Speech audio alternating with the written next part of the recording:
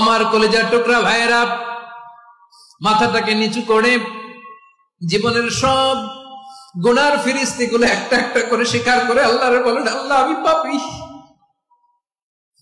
আল্লাহ আমার চেয়ে বড় পাপী এই দুনিয়াতে কেউ নাই, আকাশের নিচে জমিনের উপরে আমার চেয়ে বড় পাপী কেউ নাই।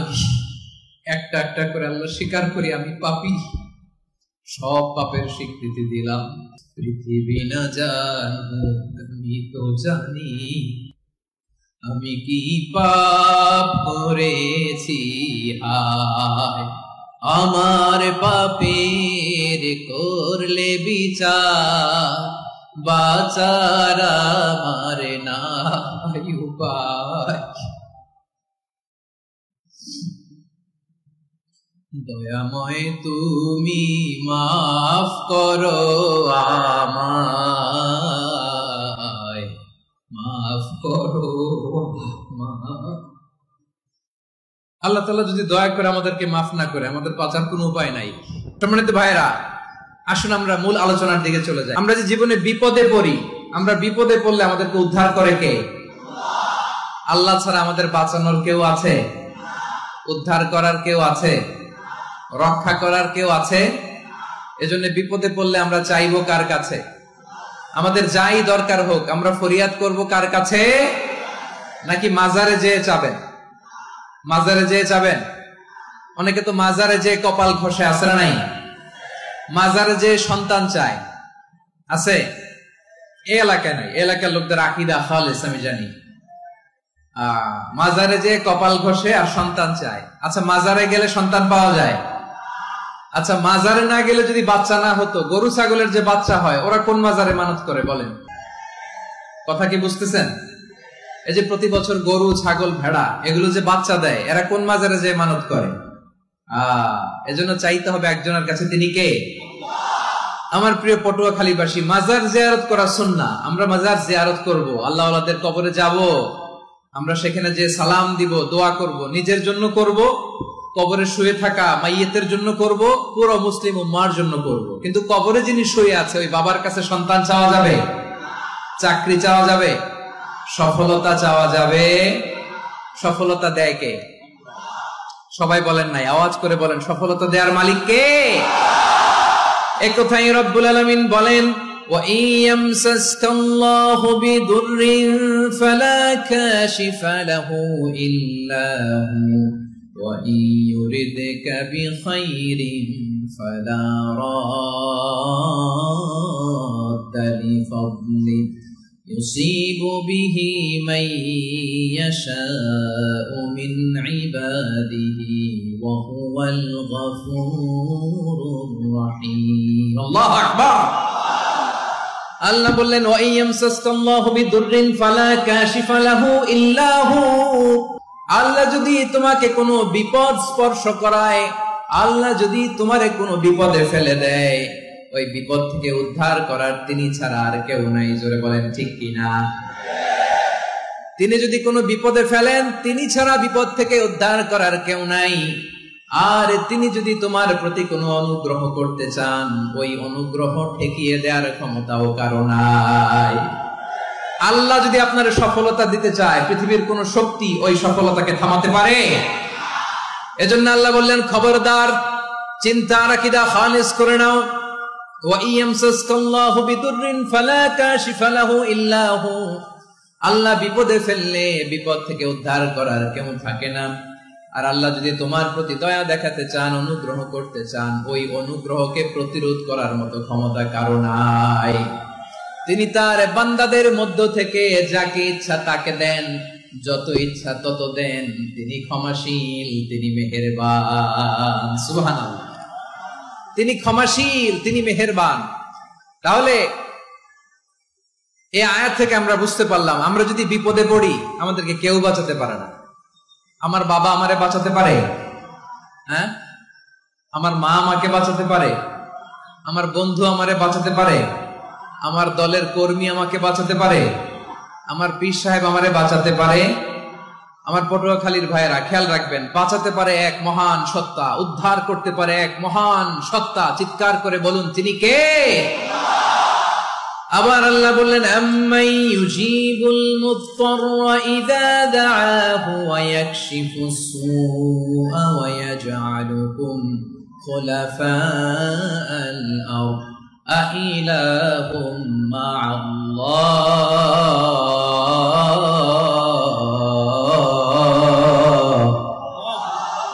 ক্বালিলাম মা তাযাক্কারুন। রব্বুল আলামিন বলেন, বিপদে পড়ে কাতর কণ্ঠে চিন্তাগ্রস্ত হয়ে যখন কেউ ফরিয়াদি হয়ে আল্লাহর ডাকে হাত তোলে, তখন এই ব্যক্তির ডাকে সাড়া দেয় কে? সবাই বলুন। বিপন্ন অবস্থায় আপনি যখন কেঁদে কেঁদে হাত তুলে আপনার দুঃখের কথা জানান, আপনি যখন ডাকেন তারে, তখন আপনার ডাকে সাড়া দেয় কে? আল্লাহ বলে, আমি সাড়া দেই। তোমাদের বিপদকে মুক্ত করে দেয় কে? ওই আল্লাহর সাথে কোন উপাস্য আছে নাকি? কিন্তু খুব অল্প সংখ্যক লোকই তোমরা উপদেশ গ্রহণ করো। কথাটা কার? তাহলে বিপন্ন মানবতা যখন কাঁদে, মানুষ যখন বিপদে পড়ে নিরুপায় হয়ে ফরিয়াদ করে, তার ডাক শোনার কেউ নাই একজন ছাড়া। চিল্লায় বলেন তো তিনি কে? এজন্য আমরা ফরিয়াদের হাত কার দিকে তুলব? প্রিয় পটুয়াখালী বলেন, ফরিয়াদের দুটো হাত আমরা কার দিকে তুলবো? এবং খেয়াল রাখতে হবে, মাথার সাথে সেট করে নিতে হবে, আল্লাহ ছাড়া আমাকে উদ্ধার করার কেউ নাই। এই পৃথিবীতে কেউ আপন না। প্রিয় ভাই, বিপদে বললে বোঝা যায় কেউ আপন না। আপন শুধু একজন মহান সত্তা, তিনি কে? এটা কি আপনারা খেয়াল রাখতে পারবেন? হ্যাঁ, বিপদে আপদে কেউ আমাদের বাঁচাতে পারে না, তরাতে পারে না, মুক্তি দিতে পারে না, উদ্ধার করতে পারে না, একমাত্র আমার প্রভু ছাড়া, আল্লাহ ছাড়া। চিল্লায় বলেন ঠিক কিনা? এবং প্রিয় পটুয়াখালীর ভাইয়েরা, মাথার সাথে এটা সেট করে নিতে হবে যে আমাদের পুরো জীবনটাই পরীক্ষা। পুরো জীবনটাই কি? The life is a test. পুরো জীবনটাই পরীক্ষা। এই জীবনে বিপদ আসবে, আপদ আসবে, পরীক্ষা আসবে, সবার জীবনে এটা থাকে। এক একজনের পরীক্ষা এক এক রকম। আমার পরীক্ষা একরকম, মাসুদ ভাইয়ের পরীক্ষা একরকম, চৌধুরী সাহেবের পরীক্ষা একরকম, আপনার পরীক্ষা একরকম, ওনার পরীক্ষা আবার আরেক রকম। পুরো পৃথিবীটাই পরীক্ষা ক্ষেত্র, সবাই পরীক্ষা দিচ্ছি, কিন্তু কারো পরীক্ষা প্রশ্নের সাথে কারোটার মিল নাই। সুবহানাল্লাহ পড়বেন না? পুরোটাই পরীক্ষা ক্ষেত্র, সবাই পরীক্ষার্থী, কিন্তু প্রশ্নপত্র একটার সাথে আরেকটা মিলে না। One doesn't match the other. একজনেরটার সাথে আরেকজনেরটা মিলে না।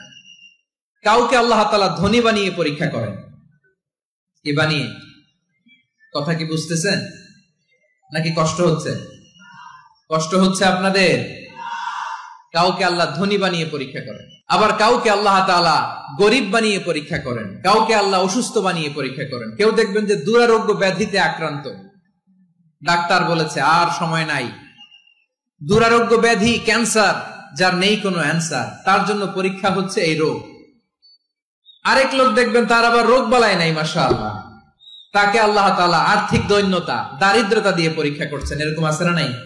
টাকা পয়সা নাই, দিন আনে দিন খায়, যা আছে তাতে চলে না, এটা তার জন্য পরীক্ষা। আবার আরেক শ্রেণীর লোক দেখবেন তাকে আল্লাহ অসুস্থতাও দেয় নাই, দারিদ্রতাও দেয় নাই, তার দাম্পত্য জীবনের সমস্যা আছে না নাই? স্ত্রী কথা শোনে না, অথবা ছেলে মেয়ে কথা শোনে না। তাহলে পরীক্ষা সবার জীবনে আছে, এক একজনের পরীক্ষাটা এক এক রকম। আল্লাহ তাআলা দেখতে চায় যে এই পরীক্ষার সময় আমরা কিরকম রেসপন্স করি, how to deal with the test, কিভাবে এই বিপদ আপদ পরীক্ষাগুলোকে আমরা হ্যান্ডেল করব, ডিল করব। এটা হচ্ছে আজকের আলোচনার বিষয়। বুঝতে পেরেছেন সবাই আমার প্রিয় ভাইয়েরা? তাহলে পরীক্ষাময় আমাদের জীবন, বিপদ আপদ পরীক্ষা, এটা মানুষের পিছু ছাড়ে না। সবার জীবনে পরীক্ষা আছে। নবীদের জীবনেও পরীক্ষা ছিল। সাহাবারা জিজ্ঞেস করেছেন, ইয়া রাসূলুল্লাহ, আইয়ুন নাসি আশাদ্দু বালাআন ফিদ দুনিয়া, এই দুনিয়ার বুকে কাদের পরীক্ষা সবচেয়ে বেশি? বিশ্বনবী বলেছেন, আল আম্বিয়া। এই পৃথিবীতে সবচেয়ে বেশি পরীক্ষা আল্লাহ তাআলা নিয়ে থাকেন নবীদের। কাদের? নবীদের। সুম্মাল আমসাল ফাল আমসাল, এরপরে নবীদের পরের স্তরে যারা, তাদের পরীক্ষা। এরপরে তাদের পরের স্তরে যারা, তাদের পরীক্ষা। সিদ্দিকিনদের, শুহাদাদের, সলিহিনদের, আল্লাহওয়ালাদের। যার ঈমান যত মজবুত, তার জীবনে পরীক্ষাও তত বেশি। চিল্লায় বলেন ঠিক কিনা? তাহলে মুমিনরা, বিশ্বাসীরা, আমরা কি পরীক্ষা বিপদ আপদে ভয় পাই? হ্যাঁ, বিপদ দেখলে ভয় লাগে আপনাদের? ভয় লাগে? হ্যাঁ, না। মুমিনরা বিপদে ভয় পায় না, তারা হতাশ হয় না, সুবহানাল্লাহ, তারা নিরাশ হয় না, বিশ্বাসীরা হাল ছেড়ে দেয় না, তারা ভরসা রাখে একজনের উপর, চিল্লায় বলতে হবে তিনি কে। কারণ মুমিন জানে the grief isn't permanent, the test isn't permanent, the struggle in our life isn't permanent. আমাদের জীবনের দুঃখ, কষ্ট, স্ট্রাগল এগুলো পার্মানেন্ট নয়। After every difficulties there is an ease. সব কষ্টের পরেই একটা সুখ আছে না নাই? রব্বুল আলামিন বলেন ফা ইন্না মাআল উসরি ইউসরা, ইন্না মাআল উসরি ইউসরা, ভয় পেও না, চিন্তা করো না, কষ্টের সাথেই আমি রেখে দিয়েছি স্বস্তি। সুবহানাল্লাহ বলেন। মুমিন জীবনে বিপদ যত বেশি, কষ্ট যত বেশি, তার সামনে সফলতা তার চেয়েও বেশি, ঠিক কিনা বলেন? কারণ বিশ্বাসীরা জানে রাত্রি যত গভীর হয়, সুবহে সাদিকের সময় তত আগাতে থাকে। গর্ভবতী নারীর পেটের ব্যথা যত বাড়তে থাকে, ঘরে নতুন মেহমান আগমনের সময় ঘনাতে থাকে। মুমিনদের উপর বিপদ, অত্যাচার, আপদ, পরীক্ষা যত বাড়তে থাকে, কালেমার পতাকা উড্ডয়নের সময় কাছে আসতে থাকে। বিশ্বাসীদের এগুলো হিসাব মিলানো অনেক আগে, এগুলো অনেক আগে হিসাব মিলানো। দুঃখের আধার শেষে সুখের আলো মিটি মিটি হাসে, চিল্লায় বলেন ঠিক কিনা? দুঃখের আধার শেষে আলোর প্রভাত হাসে, হতাশার কালো মেঘে যায় গো ভেসে, হতাশার কালো মেঘে যায় গো ভেসে। দুঃখের আধার শেষে আলোর প্রভাত হাসে, হতাশার কালো মেঘে যাই গো ভেসে, হতাশার কালো মেঘে যাই গো ভেসে। কোরআনের পাতায় পাতায় দেখো, ইমানের পথ ঢাকা ব্যথার কাটায়। কোরআনের পাতায় পাতায় দেখো, ইমানের পথ ঢাকা ব্যথার কাটায়। ভেঙে পড়ো না প্রভু হতাশ হয়ে, ভেঙে পড়ো না প্রভু হতাশ হয়ে, জ্বলে পুড়ে খাঁটি সোনা হও গো শেষে, জ্বলে পুড়ে খাঁটি সোনা হও গো শেষে। দুঃখের আধার শেষে আলোর প্রভাত হাসে, হতাশার কালো মেঘে যাই গো ভেসে, হতাশার কালো মেঘে যাই গো ভেসে। ঠিক কিনা বলেন? দুঃখ যত বেশি, পরীক্ষা যত বেশি, কষ্ট যত বেশি, সুখের সময় তত কাছাকাছি, চিল্লায় বলতে হবে ঠিক কিনা? এজন্য মুমিন জীবনে পরীক্ষা বেশি, মুমিনদের হতাশা নাই। মুমিনরা নিরাশ হয় না, হতাশ হয় কাফিররা। মুমিনরা কখনো হাল ছেড়ে দেয় না, মুমিনরা ভরসা রাখে একজনের উপর, তিনি কে? তাহলে আমার প্রিয় পটুয়াখালীবাসী, বিপদ থাকবে, পরীক্ষা থাকবে, এই বিপদ থেকে আমাদেরকে উদ্ধার করবেন একজন, তিনি কে? আমরা শুধু আল্লাহর উপরই ভরসা রাখবো। রাজি আছেন তো? চাইবো একজন সত্তার কাছে, আওয়াজ করে বলুন তিনি কে? একজন সত্তার কাছে চাইবে। বিশ্বনবী উনার চাচাতো ভাই আব্দুল্লাহ ইবনে আব্বাস রাদিয়াল্লাহু তাআলা আনহুকে বললেন, ইয়া আব্দুল্লাহ ইবনে আব্বাস, হে আব্দুল্লাহ ইবনে আব্বাস, ইদা সাআলতা ফাসআলিল্লাহ, যখন চাইবে আল্লাহর কাছে যাও। ও আব্দুল্লাহ, যখন চাইবা আল্লাহর কাছে চাও। ওয়া ইদা ইসতাআনতা ফাসতাইন বিল্লাহ, যখন সাহায্য চাইবা আল্লাহর কাছে ফরিয়াদ করো। জেনে রেখো ও আব্দুল্লাহ, ওয়া'লাম আন্নাল উম্মাতা লাউ ইজতামাআত আলা আন ইয়ানফাউকা বিশাইইন লাম ইয়ানফাউকা ইল্লা বিশাইইন ক্বাদ কাতাবাহু আল্লাহু লাক। ও আব্দুল্লাহ, জেনে রেখো, মনে রেখো, গোটা বিশ্বের সবাই মিলে যদি তোমার উপকার করতে চায়, ততটুকুই তারা করতে পারবে যতটুকু আল্লাহ তোমার নসিবে সেটা লিখে রেখেছে। ঠিক কিনা বলেন? আর যদি গোটা বিশ্বের সবাই মিলে তোমার বিরুদ্ধে কনস্পাইরেসি করে, ষড়যন্ত্র করে, গোটা বিশ্বের সবাই মিলেও যদি তোমার ক্ষতি করতে চায়, ততটুকুই শুধু পারবে যেটা আল্লাহ তোমার জন্য বরাদ্দ রেখেছে। যতটুকু আল্লাহ তাআলা তোমার জন্য বরাদ্দ রেখেছে অতটুকুই ক্ষতি করতে পারবে, আর এক চুল বেশিও করতে পারবে না, কমও করতে পারবে না। চিল্লায় বলেন ঠিক কিনা? এজন্য আমরা চাইবো কার কাছে? সবাই বলেন নাই, আওয়াজ করে বলেন কার কাছে? সব সময় আমরা আল্লাহর কাছে চাইবো, বিপদে আপদে, সুখে দুঃখে, সচ্ছল অবস্থায় অসচ্ছল অবস্থায়, পরাজয়ের সময় বিজয়ের সময়, সব সময় আমরা ভরসা রাখবো কার উপর? সবাই বলুন। একদল লোক আছে যারা বিপদে পড়লে আল্লাহরে ডাকে, আছে না নাই? পটুয়াখালীতে মাশাআল্লাহ নাই, বিপদ আসলে আল্লাহরে ডাকে, বিপদ নাই আল্লাহ নাই। বিপদে পড়লে নামাজ পড়ে, বিপদও নাই নামাজও নাই। বিপদে পড়লে জিকির করে, বিপদ যখন চলে যায় ওদের জিকিরও বন্ধ হয়ে যায়। এরকম আছে না নাই? কিছু লোক দেখবেন পরীক্ষা আসলে নামাজ পড়ে, আছে আছে। জেনজি আওয়াজ করা, এরকম আছে? এই কমন পড়ে গেছে, কমন পড়ছে। দেখবেন পরীক্ষার সময় নামাজ পড়ে, পরীক্ষাও নাই নামাজও আছে। এরকম কিছু লোক আছে অসুস্থ হলে আল্লাহরে বড্ড ভালোবাসে, আল্লাহরে খুব ডাকে। অসুস্থ হইলে, অসুস্থতাও নাই, আল্লাহ স্মরণও নাই। দেখবেন কিছু লোক নির্বাচন আসলে খুব আল্লাহওয়ালা হয়ে যায়, তখন দেখবেন মাথার মধ্যে হেজাব লাগায়, পাঞ্জাবি লাগায়, আল্লাহওয়ালা হয়ে যায়। নির্বাচনও নাই, এরপরে আল্লাহর কথাও নাই, আছে না নাই? না, এরকম হওয়া যাবে না। সব সময় আমরা আল্লাহরে ডাকবো, বিপদে আপদে সব সময় ভরসা রাখবো আমরা একজনের উপর। আওয়াজ করে বলেন তিনি কে?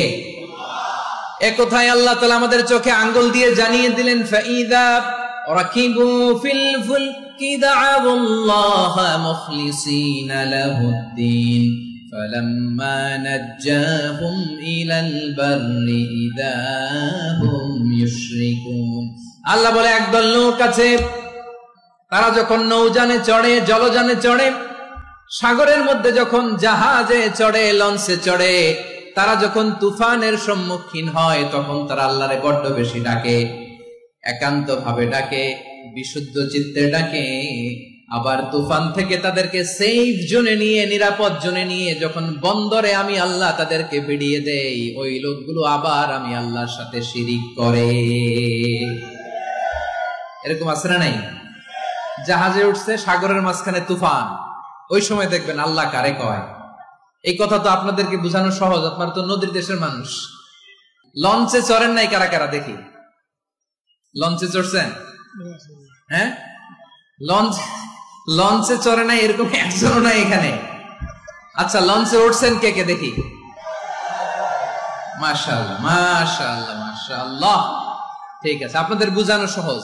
আচ্ছা, লঞ্চে উঠে তুফানের সম্মুখীন হয়েছেন, জলোচ্ছ্বাস সবাই?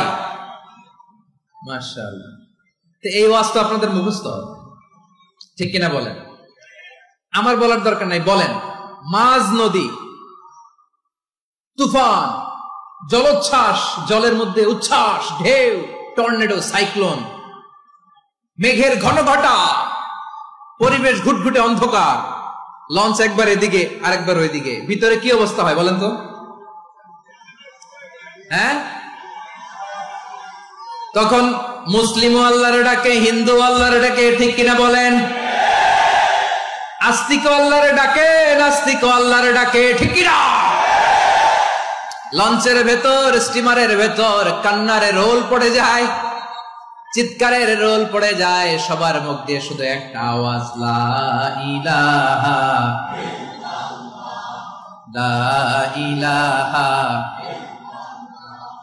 লা ইলাহা সুবহানাল্লাহ আলহামদুলিল্লাহ লা ইলাহা। আল্লাহ নামের জিকির করবে যারা, আল্লাহর কাছে প্রিয় তারা, আল্লাহর কাছে প্রিয় যারা, জান্নাতে প্রবেশ করবে তারা, জোরে লা ইলাহা লা ইলাহা ইল্লাল্লাহ লা ইলাহা ইল্লাল্লাহু মুহাম্মাদুর রাসূলুল্লাহ সাল্লাল্লাহু আলাইহি ওয়াসাল্লাম। আমার প্রিয় পটুয়াখালীবাসী, তাহলে লঞ্চের ভেতরে যখন আমরা তুফানের মধ্যে পড়ি তখন সবাই মিলে আমরা একটা নামের জিকির করি। নামটা কার? মুসলমানেরাও ডাকে, হিন্দুরাও ডাকে, আস্তিকও ডাকে, নাস্তিকও ডাকে, সবাই ডাকে একজনকে। তিনি কে?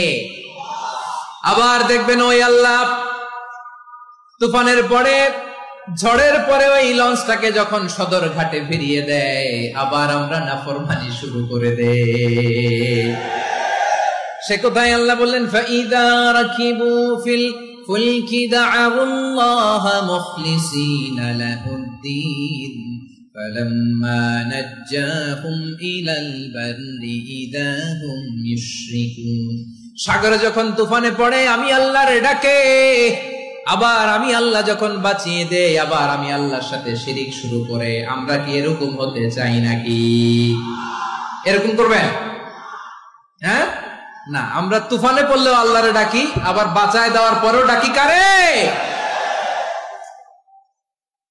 আল্লাহকেই ডাকি। বিমানের মধ্যে মাঝে মাঝে দেখবেন যে এয়ার টার্বুলেন্স হয়, জানেন? এয়ার টার্বুলেন্স জানেন তো? মাঝে মাঝে বিমানটা বাউন্সিং করে, বাম্পি, ভেরি বাম্পি ওয়েদার। শুনেন নাই? 40,000 ফিট উপরে যখন থাকে তখন পাইলট মাঝে মাঝে বলে, dear passengers, ladies and gentleman, right now we are flying 40,000 feet above the ground and we are passing very air turbulence, very heavy air turbulence right now. Please fasten your seat belt.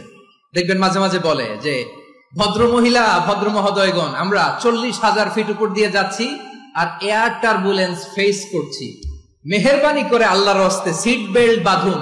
তখন বিমানটা এরকম bouncing করে, shaking করে। আপনারা মুখোমুখি হয়েছেন? ইদানিং এই air turbulence বেড়ে গিয়েছে। গত বছর আমার ইন্টারন্যাশনাল অনেকগুলো ফ্লাইট ছিল, তো আমি দেখলাম যে আগের ফ্লাইট গুলোর তুলনায় এখন এয়ার টার্বুলেন্স খুব বেশি। আমি একটু রিসার্চ করে দেখলাম ক্লাইমেট চেঞ্জের কারণে, জলবায়ু পরিবর্তনের কারণে আকাশের বাতাসের মুভমেন্টে পরিবর্তন হয়েছে, ফলে এখন বিমান শেকিং করে বেশি, বাউন্সিং, বাম্পি ওয়েদার। তো বলেন তো 40,000 ফিট উপরে যখন আপনি, কয় হাজার ফিট? সবাই বলুন কয় হাজার ফিট? 40,000 ফিট উপরে যখন আপনি, তখন যখন বিমানটা এরকম বাউন্সিং করে, সবাই যখন ভমিটিং করে বিমান নষ্ট করে দেয়, বমি করে, তখন বাঁচানোর কে আছে আল্লাহ ছাড়া? কেউ আছে? ওই মুহূর্তেও সবাই মিলে একজনের ডাকে আওয়াজ করে বলেন তিনি কে? মাঝে মাঝে কিছু সোশ্যাল মিডিয়ায় কিছু ভিডিও পাওয়া যায় যে হেভি যখন এয়ার টার্বুলেন্স হয় 10 সেকেন্ড 15 সেকেন্ডের কিছু ভিডিও পাওয়া যায়, বিমানটা এরকম বাউন্সিং করছে, বাম্পি ওয়েদার, কাঁপছে, মানুষগুলো বমি করছে, অক্সিজেন মাস্কগুলো সব ঝুলে পড়েছে, বিমানটা শুধু কাঁপছে। তখন দেখবেন বিমানের ভেতরেও এরকম লঞ্চের মতো চিৎকার আছে না নাই? বিমানের ভেতরেও তখন চিৎকার। গত বছর হিথ্রো এয়ারপোর্ট থেকে সিঙ্গাপুর এয়ারলাইন্সের একটা flight, Heathrow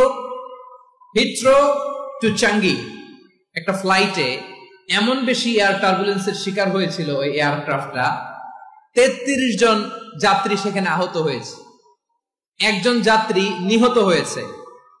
cabin cruise, air hostess যারা আছে, একজনের নাক ফেটে, চোখ ফেটে, কপাল ফেটে, ব্লিডিং হয়ে শয়লা। প্রিয় ভাইরা, 40,000 ফিট উপরে বিমানটা যখন কাঁপবে, তখন আমাদেরকে আল্লাহ ছাড়া আর কেউ বাঁচানোর আছে? এত আসতে বললে হবে? ওই কঠিন মুহূর্তে আমার বাবা আমারে বাঁচাতে পারে, আমার বন্ধু আমারে বাঁচাতে পারে। এই গ্রাউন্ডে, জমিনের বুকে আমার প্রোটোকল, আমার ক্ষমতা, আমার দাম্ভিকতা, কোনো কিছু আমারে বাঁচাতে পারে একজন ছাড়া। চিল্লায় বলতে হবে তিনি কে? সে আল্লাহ বললেন, গোলাম আমি বিপদের সময় ঠিকই তোমাদের বাঁচিয়ে নেই। ওই বিমানের ভেতরে 40,000 ফিট উপরে যখন তোমরা এয়ার টার্বুলেন্সের শিকার হও, তখন নাস্তিকও আল্লাহরে ডাকে, হিন্দু আল্লাহরে ডাকে। জোরে বলেন ঠিক কিনা? আবার বিমানটা যখন শান্ত হয়ে যায়, একটু পরেই বিমানের স্ক্রিনের মধ্যে হিন্দি সিনেমা খোঁজে। বিমানের স্ক্রিনে কিন্তু বিশাল ওখানে আফলাম ফিল্মের একেবারে বোঝাই করা। বিমানটা শান্ত হলে আবার হিন্দি সিনেমা দেখা শুরু করে। একটু আগে ডাকছিল কারে? দেখবেন বাংলাদেশে আমাদের ক্রিকেটাররা যখন অন্য কোনো দেশের সাথে খেলে, অনেক সময় এমন হয় বল বাকি একটা, রান দরকার 6টা। বল বাকি কয়টা? পটুয়াখালী বোঝে নাই বোধহয়। বল বাকি কয়টা? রান দরকার। আপনি দেখবেন ক্যামেরাম্যান তখন গ্যালারিতে খালি দেখায় দর্শকদের যে কি অস্থিরতা। হিপ হপ স্টাইলের মেয়েটা, যে মেয়েটার ওড়না এতক্ষণ ছিল গলায়, এতক্ষণ কই ছিল, ওই মেয়েটা দেখবেন ওড়নাটা টেনে মাথায় দিয়ে এরকম মুনাজাত ধরতেছে, আল্লাহ আল্লাহ একটা ছক্কা, আল্লাহ আল্লাহ আমার লাল সবুজের পতাকারে তুমি অপমানিত কইরো না আল্লাহ, ইন্ডিয়ার সাথে আমাদের খেলা, আল্লাহ আল্লাহ একটা ছক্কা, একটা একটা। পুরো পুরো খেলা জুড়ে এই মেয়ের ওড়না ছিল গলায়, কিন্তু যখন এক বলে 6 রান দরকার, ওড়না চলে আসছে কোথায়? মাথায়। আবার মুনাজাত আছে না নাই? ঠিকই বাংলাদেশের দামাল ছেলে এমন এক শট মারলো, বল চলে গেল স্টেডিয়ামের বাইরে, ছক্কা, জিতে গেলাম আমরা। পুরো স্টেডিয়াম জুড়ে চিৎকার, হই হুল্লোড়, মৌজ মাস্তি। যেই মেয়েটা মাথার মধ্যে ওড়না দিয়ে এতক্ষণ সুবহানাল্লাহ সুবহানাল্লাহ বলে আল্লাহর কাছে দোয়া করেছে, ওই মেয়ে এখন আবার ওড়না ফেলে দিয়ে নাচা শুরু করে দিয়েছে। তাহলে আল্লাহর ভয়, আল্লাহর প্রতি আস্থা, বিশ্বাস, ভালোবাসা, এটা কি ক্ষণিকের জন্য? মানে আমার যখন লাগবে তখন আল্লাহর ইউজ করবো নাকি? হ্যাঁ, বিপদে আপদে, সুখের সময় দুঃখের সময়, সচ্ছল অসচ্ছল অবস্থায় বিশ্বাসীরা ভরসা রাখে একজনের উপর। চিৎকার করে বলো পটুয়াখালী তিনি কে? সে আল্লাহ বললেন, গোলাম মনে করো না জাহাজ থেকে সদরঘাটে ভিড়িয়ে দিলাম, তুমি নিরাপদ হয়ে গেছো। মনে করো না 40,000 ফিট থেকে সেফ ল্যান্ডিং এর পরে এয়ারপোর্টে নেমে গেলেই তুমি নিরাপদ হয়ে গেছো। ও মিয়া, বিপদ কি শুধু সাগরে আর আকাশে? ঘরের ভেতরও বিপদ আসতে পারে কি পারে না? এজন্য সূরা মুলক আল্লাহ বললেন, আমিনতুম মান ফিস সামাই আন ইয়াখসিফা বিকুমুল আরদা ফাইযা হিয়া তামুর। তোমরা কি ভাবছো তোমরা নিরাপদ? সাগরের মধ্যে তুফান, আল্লাহ আল্লাহ ডাকলাম, সদরঘাটে যে পড়ছি, পয়সা গেছেন তো আপনি। আর পাবে আপনারে আল্লাহ? আল্লাহর তো সাগরের মাঝখানে তো আল্লাহ আপনার পাইছিল, আর তো পাবে না। আর পাবে আপনারে? আর আল্লাহ ধরতে পারবে আপনারে? ঘরের ভেতরও বিপদ দিয়ে আটকাতে পারে কে? 5 স্টার 7 স্টার হোটেলের ভেতরেও আমাকে বিপদের মধ্যে ফেলে দিতে পারেন কে? আল্লাহ বললেন, তোমরা কি ভেবেছো তোমরা নিরাপদ? আমি চাইলে ল্যান্ডস্লাইডস, ভূমি ধস দিয়ে 1 লক্ষ এক মুহূর্তে নিয়ে যেতে পারি। এক সুনামি দিয়ে থাপ্পড় মেরে 3 লক্ষ সাগরের ভেতরে ঢুকায় দিতে পারি। 1 সেকেন্ডও লাগে না আমার। أم أمنتم من في السماء أن يرسل عليكم حاصبا فستعلمون كيف نذير। আল্লাহ চাইলে আকাশ থেকে পাথর বৃষ্টি নাজিল করতে পারেন কি পারেন না? এই মুহূর্তে এখানে ভূমিকম্প দিতে পারেন কি পারেন না? আচ্ছা, ভূমিকম্প যখন হয় আমাদের কারো হুঁশ থাকে? আপনি মনে করছেন আমরা সাধারণ মানুষ, আমরা দৌড় দেই, আর প্রেসিডেন্ট প্রধানমন্ত্রী ওনারা বুঝি খাটে শুয়ে থাকে? কথা বুঝে নাই বোধহয়। ভূমিকম্প, আর্থকোয়েক যদি হয়, বাঁচার জন্য আমরা কি করি? হয় খাটের তলায়, ডাইনিং টেবিলের নিচে, উপরে শক্ত কিছু আছে এটার নিচে, অথবা ঘর থুইয়া দেও দৌড়। তো প্রধানমন্ত্রী উনি কি করে? প্রেসিডেন্ট উনি কি করে? হ্যাঁ, উনি খাটের মধ্যে যে শুয়ে থাকে নাকি? উনিও দৌড়, সাধারণ মানুষও দৌড়, প্রধানমন্ত্রীও দৌড়, বাড়িওয়ালাও দৌড়, ভাড়াটিয়াও দৌড়, সবাই দৌড়। নাকি ভাড়াটিয়ারা বাড়ি থুইয়া দৌড়, বাড়িওয়ালারা আর বেরোয় না? এরকম না। তাহলে যে কোনো মুহূর্তে ভূমিকম্প দিয়ে নাস্তানাবুদ করতে পারে কে? আমার প্রিয় ভাইয়েরা, আমরা নিরাপদ নই, আমরা তার দয়ায় বেঁচে আছি। কার দয়ায়? এজন্য আল্লাহ বললেন, গোলাম যে কোনো মুহূর্তে বিপদ দিয়ে তোমাদেরকে নাস্তানাবুদ করতে পারি। বিশ্বাসী বলে যদি নিজেকে দাবি করো, সব সময় ডাকতে হবে একজন সত্তাকে। বলেন তিনি কে? এই কথা ক্লিয়ার? এই সবগুলো উদাহরণ শেষে সবার কাছে ক্লিয়ার হয়েছে না যে বিপদ থেকে, আপদ থেকে, পরীক্ষা থেকে, ক্যালামিটি থেকে আমাদেরকে কেউ বাঁচাতে পারে না একজন সত্তা ছাড়া। আবারও বলেন তো তিনি কে? ক্লিয়ার? হ্যাঁ, সবাই বুঝতে পারছেন? আচ্ছা, এবার আমরা দেখি বিষ্ণু ঈসা ইসলামের জীবনে বিপদ আপদ ছিল কিনা। উনি বিপদ আসলে কিভাবে ডিল করতেন, বিপদ আসলে কোন দোয়া পড়তে হয়, কিভাবে ফরিয়াদের হাত উত্তোলন করতে হয়, কিভাবে রবের দরবারে নতজানু হয়ে ফরিয়াদ করতে হয়, এটা জানার দরকার আছে না নাই? আসুন আমরা বিষ্ণু নবীর জীবনী থেকে দেখি বিপদ আসলে উনি কি করতেন। বিপদ আসলেই প্রথমে বিশ্বনবী সাল্লাল্লাহু আলাইহি ওয়াসাল্লাম একটা দোয়া পড়তেন। কি পড়তেন? তিনি পড়তেন ইন্না লিল্লাহি ওয়া ইন্না ইলাইহি রাজিউন। নিশ্চয় আমরা আল্লাহর জন্য, নিশ্চয় আমরা কার দিকে ফিরবো ভাই? আবার কার দিকে ফিরবো? আওয়াজ করে বলুন তো, আমরা এসেছি কার কাছ থেকে, আবারও ফিরে যাব কার কাছে? এজন্য বিশ্বনবী পড়ছেন ইন্না লিল্লাহি ওয়া ইন্না ইলাইহি রাজিউন। নিশ্চয় আল্লাহর জন্য, ওই আল্লাহর দিকেই আমরা ফিরে যাব। তারপরে বিশ্বনবী পড়তেন আল্লাহুম্মা আজুরনি ফি মুসিবাতি ওয়াখলুফ লি খায়রাম মিনহা। একসাথে প্রথমে পড়তেন ইন্না লিল্লাহি ওয়া ইন্না ইলাইহি রাজিউন, তারপর পড়তেন আল্লাহুম্মা আজুরনি ফি মুসিবাতি ওয়াখলুফ লি খায়রাম মিনহা। মানে আল্লাহ, এই যে আমি বিপদে ধৈর্য ধারণ করলাম, এটার সব তুমি আমারে দাও, আর যেটা হারালাম এর চেয়ে ভালো কিছু দিয়ে মেকআপ করে দিও, ভালো কিছু দিয়ে বদল করে দিও। সুবহানাল্লাহ পড়েন। তাহলে বিপদ আসলে আমরা কি পড়ব? কথা বলেন। এই যে আমি শুয়েছিলাম, নাশিদ গাচ্ছিল ওরা, এদেশে পরস্পরে দেখা হলে দেয় সালাম, এদেশে আমজনতার হৃদয় জুড়ে পাক কালাম, এদেশে বিপদ এলে সর্বজনে সর্বক্ষণে দোয়া পড়ে ইন্না লিল্লাহ। কি পড়ে? সুবহানাল্লাহ সুবহানাল্লাহ সুবহানাল্লাহ সুবহানাল্লাহ। এদেশে আজান শুনে সূর্য ওঠে শহর গ্রামে, এদেশে আজান শুনে সূর্য ডুবে সন্ধ্যা নামে, এদেশে সকল কাজে সবাই বলে বিসমিল্লাহ, এদেশে ভালো কিছু দেখে শুনে হাসি মুখে সবাই বলে মাশাআল্লাহ। সুবহানাল্লাহ পড়ে। তাহলে বিপদ এলে আমরা কি পড়ি? কথা বুঝলে সবাই উত্তর দিতে হবে, বিপদ এলে কি পড়ি? তাহলে বিপদ এলেই আমরা এখন থেকে ইন্না লিল্লাহ পড়বো, নাকি হাই হুতাশ করবেন? একদল আছে হাই হুতাশ করে, হায় আল্লাহ রে মোর কি হইল রে, মুই কি হরমু রে, মুই কমবে যামু রে, আছে না নাই? এরকম বিলাপ করতে নিষেধ করেছেন বিশ্বনবী। কি করব, কই যাব, কি হবে, হায় হায়, এরকম হাহুতাশ আছে না নাই? বিশ্বাসীরা হাহুতাশ করে না, তারা ইন্না লিল্লাহ পড়ে।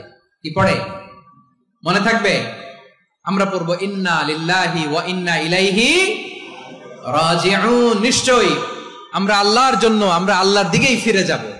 এরপর পড়বো আল্লাহুম্মা আজুরনি ফি মুসিবাতি ওয়াখলুফ লি খায়রাম মিনহা। আল্লাহ, আমি যে বিপদে ধৈর্য ধারণ করলাম এটার সওয়াব দিও, আর যা হারালাম তার চেয়ে ভালো কিছু দিয়ে বদল করে দিও। সুবহানাল্লাহ পড়েন। বিশ্বনবীর হাদিস শুনলেন উম্মে সালামা রাদিয়াল্লাহু তাআলা আনহা। ওনার স্বামী হলো আবু সালামা। মজার ঘটনা খেয়াল করে শুনেন আমার প্রিয় কলিজার টুকরা ভাইয়েরা। কানগুলো খরগোশের কানের মতো খাড়া করে আমার দিকে তাকান। সাইয়্যিদাতুনা উম্মে সালামা রাদিয়াল্লাহু তাআলা আনহা, ওনার স্বামীর নাম আবু সালামা। শ্রেষ্ঠ দম্পতি, শ্রেষ্ঠ ফ্যামিলি। প্রথমে হিজরত করেছিলেন হাবাসায়, পরে হিজরত করেছেন মদিনায়। উহুদ যুদ্ধের পরে ওনার স্বামী আবু সালামা ইন্তেকাল করলো, শহীদ হলো। সুবহানাল্লাহ পড়েন। যখন আবু সালামা ইন্তেকাল করলো, উম্মে সালামা রাদিয়াল্লাহু তাআলা আনহা কেঁদে কেঁদে হয়রান। আর নবীর শিখানো বাণী অনুযায়ী তিনি বারবার পড়ছিলেন ইন্না লিল্লাহ। কি পড়ছিলেন? জামু কি হরমু এগুলো বলে নাই, কি বলছে? ইন্না লিল্লাহ।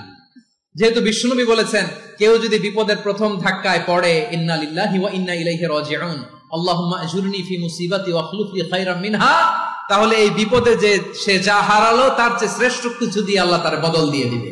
এই হাদিস শুনে উম্মে সালামা রাদিয়াল্লাহু তাআলা আনহা ওনার প্রাণ প্রিয় স্বামী আবু সালামার ইন্তেকালের পরে চোখের পানি ছাড়ে আর পড়ে ইন্না লিল্লাহি ওয়া ইন্না ইলাইহি রাজিউন, আল্লাহুম্মা আজুরনি ফি মুসিবাতি ওয়াখলুফ লি খায়রাম মিনহা। বারবার এই দোয়া পড়ে চোখের পানি ছাড়ে, এই দোয়া পড়ে চোখের পানি ছাড়ে, আর মনে মনে বলে আবু সালামার মতো ভালো মানুষ মদিনাতে নাই, আবু সালামার চেয়েও ভালো মানুষ মদিনাতে নাই, তার চেয়ে ভালো মানুষ কি করে আল্লাহ তাআলা আমারে দিবে, তার চেয়ে ভালো মানুষ তো আমি মদিনাতে দেখি না। চোখের পানি দিয়ে বুক ভাসায় আর নবীর হাদিসের উপর আমল করে পড়ে ইন্না লিল্লাহি ওয়া ইন্না ইলাইহি রাজিউন, ইন্না লিল্লাহি ওয়া ইন্না ইলাইহি রাজিউন। পড়তে পড়তে চোখের পানি ছাড়ে আর চিন্তা করে বিশ্বনবী বললেন এই দোয়া পড়লে যেটা হারালাম তার চেয়ে ভালো কিছু দিয়ে আল্লাহ পুরস্কার দেয়। আবু সালামার চেয়ে ভালো মানুষ মদিনার মধ্যে আর কে হতে পারে? কি আজীব তামাশা, কি অবাক করা ঘটনা। কিছুদিন পরে দেখা গেল সাইয়্যিদুল মুরসালিন রাহমাতাল লিল আলামিন স্বয়ং বিশ্ব নবী উম্মে সালামাকে বিয়ের প্রস্তাব পাঠিয়েছে। স্বয়ং বিশ্ব নবী উম্মে সালামা রাদিয়াল্লাহু তাআলা আনহাকে বিয়ের প্রস্তাব পাঠিয়েছেন। উনি রাজি হয়ে গেলেন, বিয়ে হয়ে গেল, উনি হয়ে গেলেন উম্মুল মুমিনিন, আমাদের মা, পুরো মুসলিম উম্মার মা। চিৎকার করে বলেন আল্লাহু আকবার। তাহলে আমার প্রাণপ্রিয় ভাইয়েরা, বিপদে পড়লে আমরা পড়বো ইন্না লিল্লাহি ওয়া ইন্না ইলাইহি রাজিউন, আল্লাহুম্মা আজুরনি ফি মুসিবাতি ওয়া খলুফনি খায়রাম মিনহা। পড়বেন? পড়বেন না? যারা যারা বিপদ আসলে এই দোয়াটা পড়বেন এখন থেকে, আওয়াজ করে ইনশাআল্লাহ বলেন। যা হারাইছেন তার চেয়ে শ্রেষ্ঠ জিনিস দিয়ে বদলা দিবে কে? বিশ্বাস হয়? একটু সন্দেহ লাগে মনে হয়, একটু সন্দেহ আছে? যাদের বিশ্বাস হবে তাদের কি আল্লাহ উত্তম বদলা দিবে, ঠিক কিনা বলেন? তাহলে বিপদে পড়লেই প্রথমে আমরা এটা পড়বো। দোয়াগুলো যদি এখন মুখস্থ না হয়, এই যে রেকর্ডিং হচ্ছে, পেয়ে যাবেন, কালকেই পেয়ে যাবেন। শুনে শুনে মুখস্থ করবেন। আমার মায়েরা, আমার বোনেরা, আপনাদের জন্য 3টি মাঠের অ্যারেঞ্জমেন্ট করা হয়েছে, আমি জানি। আপনারা এই দোয়াগুলো পড়বেন, আপনার স্বামীকে শেখাবেন, সন্তানকে শেখাবেন, আপনার পুরো পরিবারটাকে জান্নাতের টুকরো বানিয়ে দিবে কে? তাহলে বিপদ আসলে প্রথমে কি পড়তে হবে এটা জেনে গেলাম। এরপরে বিপদ আসলে নিজেকে কি করে আল্লাহর কাছে সঁপে দিতে হয় এটাও জানার দরকার আছে না নাই? বিপদে প্রথমে ইন্নালিল্লাহ করলাম, ধৈর্য ধারণ করলাম, বিপদ থেকে উদ্ধারের সর্বোচ্চ চেষ্টা করলাম। আমার কাজ যখন শেষ, তখন আমি আমার এই বিষয়টা আল্লাহর কাছে সঁপে দিব। কার কাছে সুপর্দ করব? কার কাছে? বিপদে বললে কেমন করে নিজেকে আল্লাহর কাছে সঁপে দিতে হয়, আসুন সাইয়েদনা ইব্রাহিম আলাইহিস সালামের জীবনী থেকে জানি। আল্লাহর খলিল ইব্রাহিম আলাইহিস সালাম আমাদের মতো সমাজ ব্যবস্থা পায় নাই। আমরা জন্মের পরে আমাদের কানের ভেতরে আজান দিয়েছে কে? একামত দিয়েছে কে? আমাদের বাপদাদারা আমাদের কানে আজান দিয়েছে কি? দেয় নাই। আমাদের জন্মের পরেই তো আজান, একামত, বাড়ির পাশে মসজিদ, প্রতিদিন আজান, জুমার খুতবা, প্রতি মাসে মাসে তাফসিরুল কোরআন মাহফিল, মসজিদ, মিনারা, অভাব নাই, ঠিক কিনা বলেন?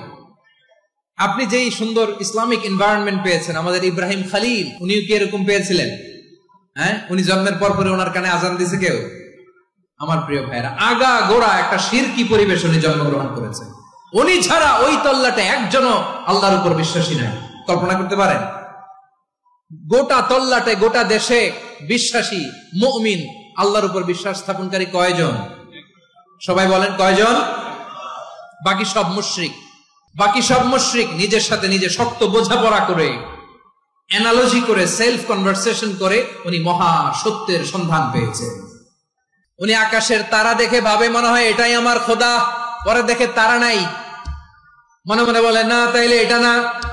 আবার চাঁদ দেখে বলে চাঁদটা বড় মায়া লাগে, মনে হয় এটাই আমার রব, পরে দেখে চাঁদও নাই, কয় না এটা না। এরপরে দ্বীপ প্রহরের জলজলে সূর্যটা খাঁ খাঁ করে গোটা পৃথিবীটারে রৌদ্র দিয়ে তাতিয়ে রাখে। তিনি ভাবলেন মনে হয় এটাই আমার রব, কারণ এটাই তো সবচেয়ে বড়। কিন্তু বিকেল বেলা ওই সূর্যটাও যখন চলে যায়, সাইয়েদনা ইব্রাহিম বলে না এটাও তো নাই, আমার খোদা যদি আমারে ছেড়ে চলে যায়, বিপদে পড়লে আমারে উদ্ধার করবে কে? এভাবে নিজের সাথে অ্যানালজি, সেলফ কনভারসেশন করতে করতে করতে তিনি মহা সত্যের সন্ধান পেয়েছেন। সুবহানাল্লাহ পড়েন। সব শেষে তিনি ডিসিশন নিয়ে ঘোষণা দিলেন, ইন্নী ওয়াজ্জাহতু ওয়াজহিয়া লিল্লাযী ফাতারাস সামাওয়াতি ওয়াল আরদা হানিফান ওয়া মা আনা মিনাল মুশরিকিন। নিশ্চয় আমি এমন সত্তার দিকে মনোনিবেশ করলাম, মুখাপেক্ষী হলাম, যিনি আকাশ বানিয়েছেন, জমিন বানিয়েছেন, আমি মুশরিক নই। সুবহানাল্লাহ। পারতেন, আপনি পারতেন? কেউ নাই, লক্ষ লক্ষ মুশরিক, আপনি একা। ওনার মতো এরকম বিচক্ষণতা দিয়ে আল্লাহরে খুঁজে পাইতে পারতেন আপনি? কি নবী ছিল, আল্লাহকে খুঁজে পেয়েছে। যখন আল্লাহর ইবাদত শুরু করলো, এই কথা ছড়ায় পড়লো চারদিকে। নমরুদ সাইয়েদনা ইব্রাহিমকে ডেকে পাঠালেন। নমরুদ বলে, ইব্রাহিম তুমি নাকি মূর্তির পূজা না করে কোন নতুন রবের ইবাদত করো, কে তোমার রব? সাইয়েদনা ইব্রাহিম বললেন, রব্বি আল্লাযী ইউহয়ী ওয়া ইউমীত, আমি এমন রবের ইবাদত করি যিনি জীবন দেন, যিনি মৃত্যু দেন। নমরুদ বলে, তাই নাকি? তোমার রব জীবন দেয় মৃত্যু দেয়, আর এটা তো আমি দেই, আমিও তো জীবন দেই, আমিও তো মৃত্যু দেই। সাইয়েদনা ইব্রাহিম বললেন, কেমন করে তুমি জীবন দাও মৃত্যু দাও, একটু দেখাও তো। নমরুদ জেলখানা থেকে দুজন কয়েদিকে ডেকে আনলো, কয়েদি এনে অর্ডার করলো, একটাকে এখনই শিরোচ্ছেদ, হেড অফ, ডেথ পেনাল্টি, মৃত্যুদণ্ড দেয়া হলো, ফিনকি দিয়ে রক্ত বেরোলো। নমরুদ বলে, দেখো দুজনকে ধরে আনলাম, একজন কয়েদিকে দিলাম ডেথ পেনাল্টি, মৃত্যুদণ্ড, ওরে মৃত্যু দিলাম, আরেকজন যে দাঁড়িয়ে আছে চাইলে ওরেও আমি মৃত্যুদণ্ড দিতে পারি, কিন্তু না, ওরে আমি দিব না, ওরে আমি বাঁচাইয়া দিলাম, ছেড়ে দিলাম, মানে জীবন দিলাম। দেখো ইব্রাহিম, তোমার চোখের সামনে একজনরে মৃত্যু দিলাম, আরেকজনরে জীবন দিলাম। আপাত দৃষ্টিতে তাই তো, একজনরে তো জীবন দিল, আরেকজনরে মৃত্যু দিল। সাইয়েদনা ইব্রাহিম এবার বিপাকে পড়ে গেলেন, কিন্তু এক একজন নবীকে আল্লাহ এমন উইজডম বিচক্ষণতা দিয়ে এই জমিনে পাঠিয়েছেন, মুহূর্তের মধ্যে আল্লাহর খলিল ইব্রাহিম বললেন, ফাইন্নাল্লাহা ইয়াতি বিশ-শামসি মিনাল মাশরিকি ফাতি বিহা মিনাল মাগরিব ফাবুহিতাল্লাযী কাফার। আল্লাহর খলিল ইব্রাহিম বললেন, নমরুদ বুঝলাম তুমি জীবন দাও মৃত্যু দাও দেখলাম, কিন্তু আমার রব, আমার আল্লাহ প্রতিদিন সকালবেলা উষা লগ্নে ওই পূর্ব দিগন্ত থেকে সূর্যটাকে উদিত করেন, সাঁঝের বেলা, বিকেল বেলা, কুথুরি লগ্নে, সন্ধ্যা বেলা ওই দ্বিপ্রহরের জল জলে সূর্যটাকে পশ্চিম দিগন্তে ডুবিয়ে দেন। মানে সকালবেলা পূর্ব দিক থেকে উদিত করা সূর্যটাকে পশ্চিম দিকে বিকেলে তিনি ডুবিয়ে দেন। তুমি যদি পারো ওই সূর্যটাকে পশ্চিম দিক থেকে উদিত করে পূর্ব দিকে ডুবিয়ে দাও। সুবহানাল্লাহ পড়বেন না? দেখেন, ইনস্ট্যান্ট ইন্টেলেক্ট, মুহূর্তে বিচক্ষণতা, উইজডম কাকে বলে? নমরুদ পারবে? নমরুদের বাপ পারবে? ওর দাদা, ওর 14 গোষ্ঠী, গোটা বিশ্বের সব ক্ষমতাধর রাষ্ট্রনায়করা একসাথে হলে পারবে? ফাবুহিতাল্লাযী কাফার পারে নাই, ব্যর্থ হয়েছে। এবার তেলে বেগুনে জ্বলে উঠেছে, রেগে মেগে আগুন বলে, ফালকুহু ফিল জাহিম। ওর সাথে তর্ক নাই, না পেরে এবার এটারে আগুনে ফেলা। বিশাল বিশাল গাছ কেটে লাকড়ি এনে আগুনের কুণ্ডলি বানানো হলো, দাও দাও দাও দাও করে আগুন জ্বলে। আল্লাহর খলিল ইব্রাহিমকে আগুনে নিক্ষেপ করা হবে। আল্লাহর খলিল সাইয়েদনা ইব্রাহিমের হাতের মধ্যে রশি দিয়ে টাইট করে বাঁধা হলো, পায়ের মধ্যেও টাইট করে রশি দিয়ে বাঁধা হলো। আল্লাহর খলিল ইব্রাহিমকে আগুনের কুণ্ডলির মধ্যে ফেলা হবে। ও মিয়া, আপনি যে বিপদের কারণে ভয় পান, হতাশ হন, এটা কোনো বিপদ? ওনার বিপদের সামনে হাত পা বেঁধে টাইট করে নিক্ষেপ করা হবে। সিম্পলি ফেলা যাবে না, কারণ দাও দাও করে দ্য ব্লেজিং ফায়ার, এমন আগুনের কুণ্ডলি কাছে যাওয়া যায় না, আগুনের উত্তাপে নিক্ষেপ করা হবে। হাতে রশি বেঁধে, পায়ে রশি বেঁধে আল্লাহর খলিল ইব্রাহিম আলাইহিস সালামকে আগুনের মধ্যে নিক্ষেপ করা হবে। আহা, এটার বলে অগ্নি পরীক্ষা। উনি অগ্নি পরীক্ষার সম্মুখীন হয়েছিলেন। এজন্য কঠিন পরীক্ষাকে আমরা অগ্নি পরীক্ষার সাথে তুলনা করি, ঠিক কিনা?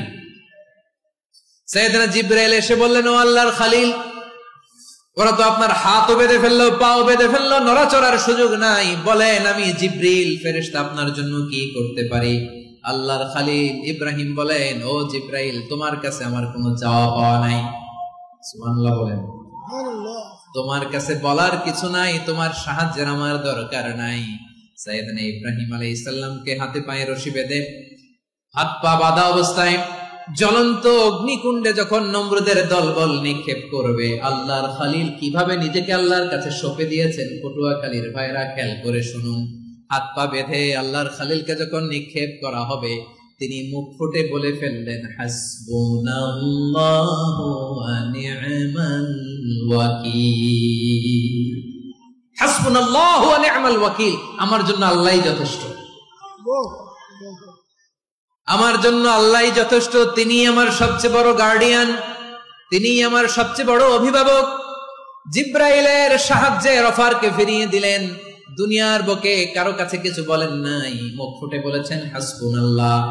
ও আমার পটুয়াখালীর প্রাণের ভাইয়েরা, খেয়াল রাখবেন, কোন বান্দা তার হাতে থাকা সব চেষ্টাটুকুন করার পরে মুখ ফসকে মুখ দিয়ে যখন বলে ফেলে হাসবুনাল্লাহ, বান্দা যখন হাসবুনাল্লাহ বলে ফেলে, ওই ব্যাপারটা ডিল করার দায়িত্ব স্বয়ং আল্লাহ আরশের উপর থেকে নিয়ে নেয়। আপনি যখন বলে ফেলবেন হাসবুনাল্লাহ, এটা ডিলিং করবে কে তখন? চিল্লায় বলেন না, তিনি কে?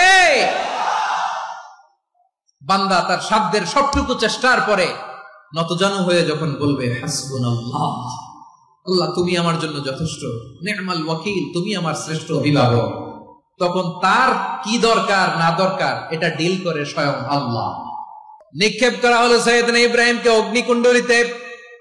হাজার হাজার মানুষের দৃশ্য দেখার জন্য জড়ো হয়েছে এরকম বিশাল ময়দানে। কিন্তু কি অবাক করা ঘটনা, সবাই ভয় পাচ্ছিল, না জানে কি হয়ে যায়। আল্লাহর খালিলকে যখন আগুনের কুণ্ডলিতে নিক্ষেপ করা হয়, আল্লাহর খালিল ইব্রাহিম আগুনের কুণ্ডলের মধ্যে বসে বসে মানুষগুলোর দিকে তাকিয়ে হাসতে শুরু করে দেয়।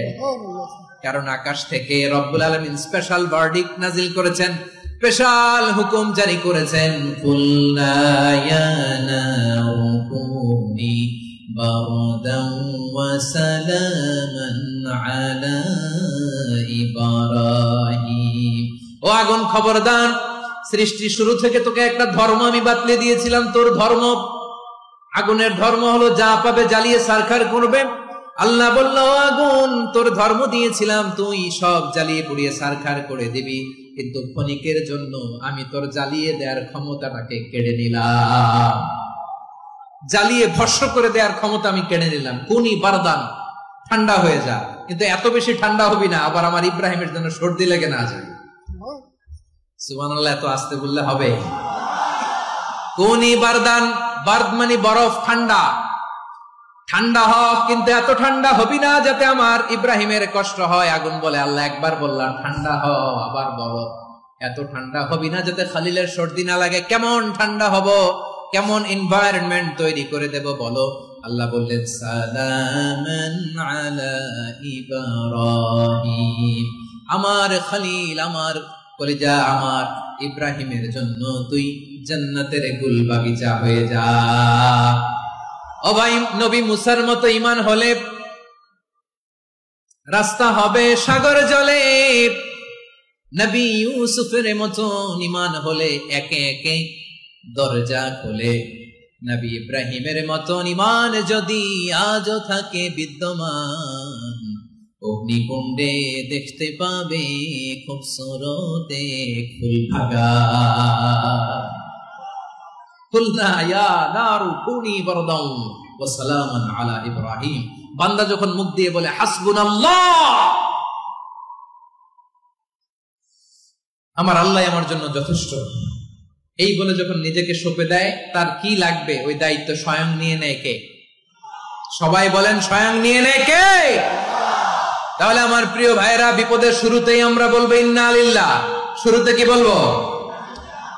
এরপরে যেই বাক্যটা পড়ে নিজের পরিস্থিতিকে আল্লাহর দরবারে সঁপে দিব, সেটা হচ্ছে হাসবুনাল্লাহ।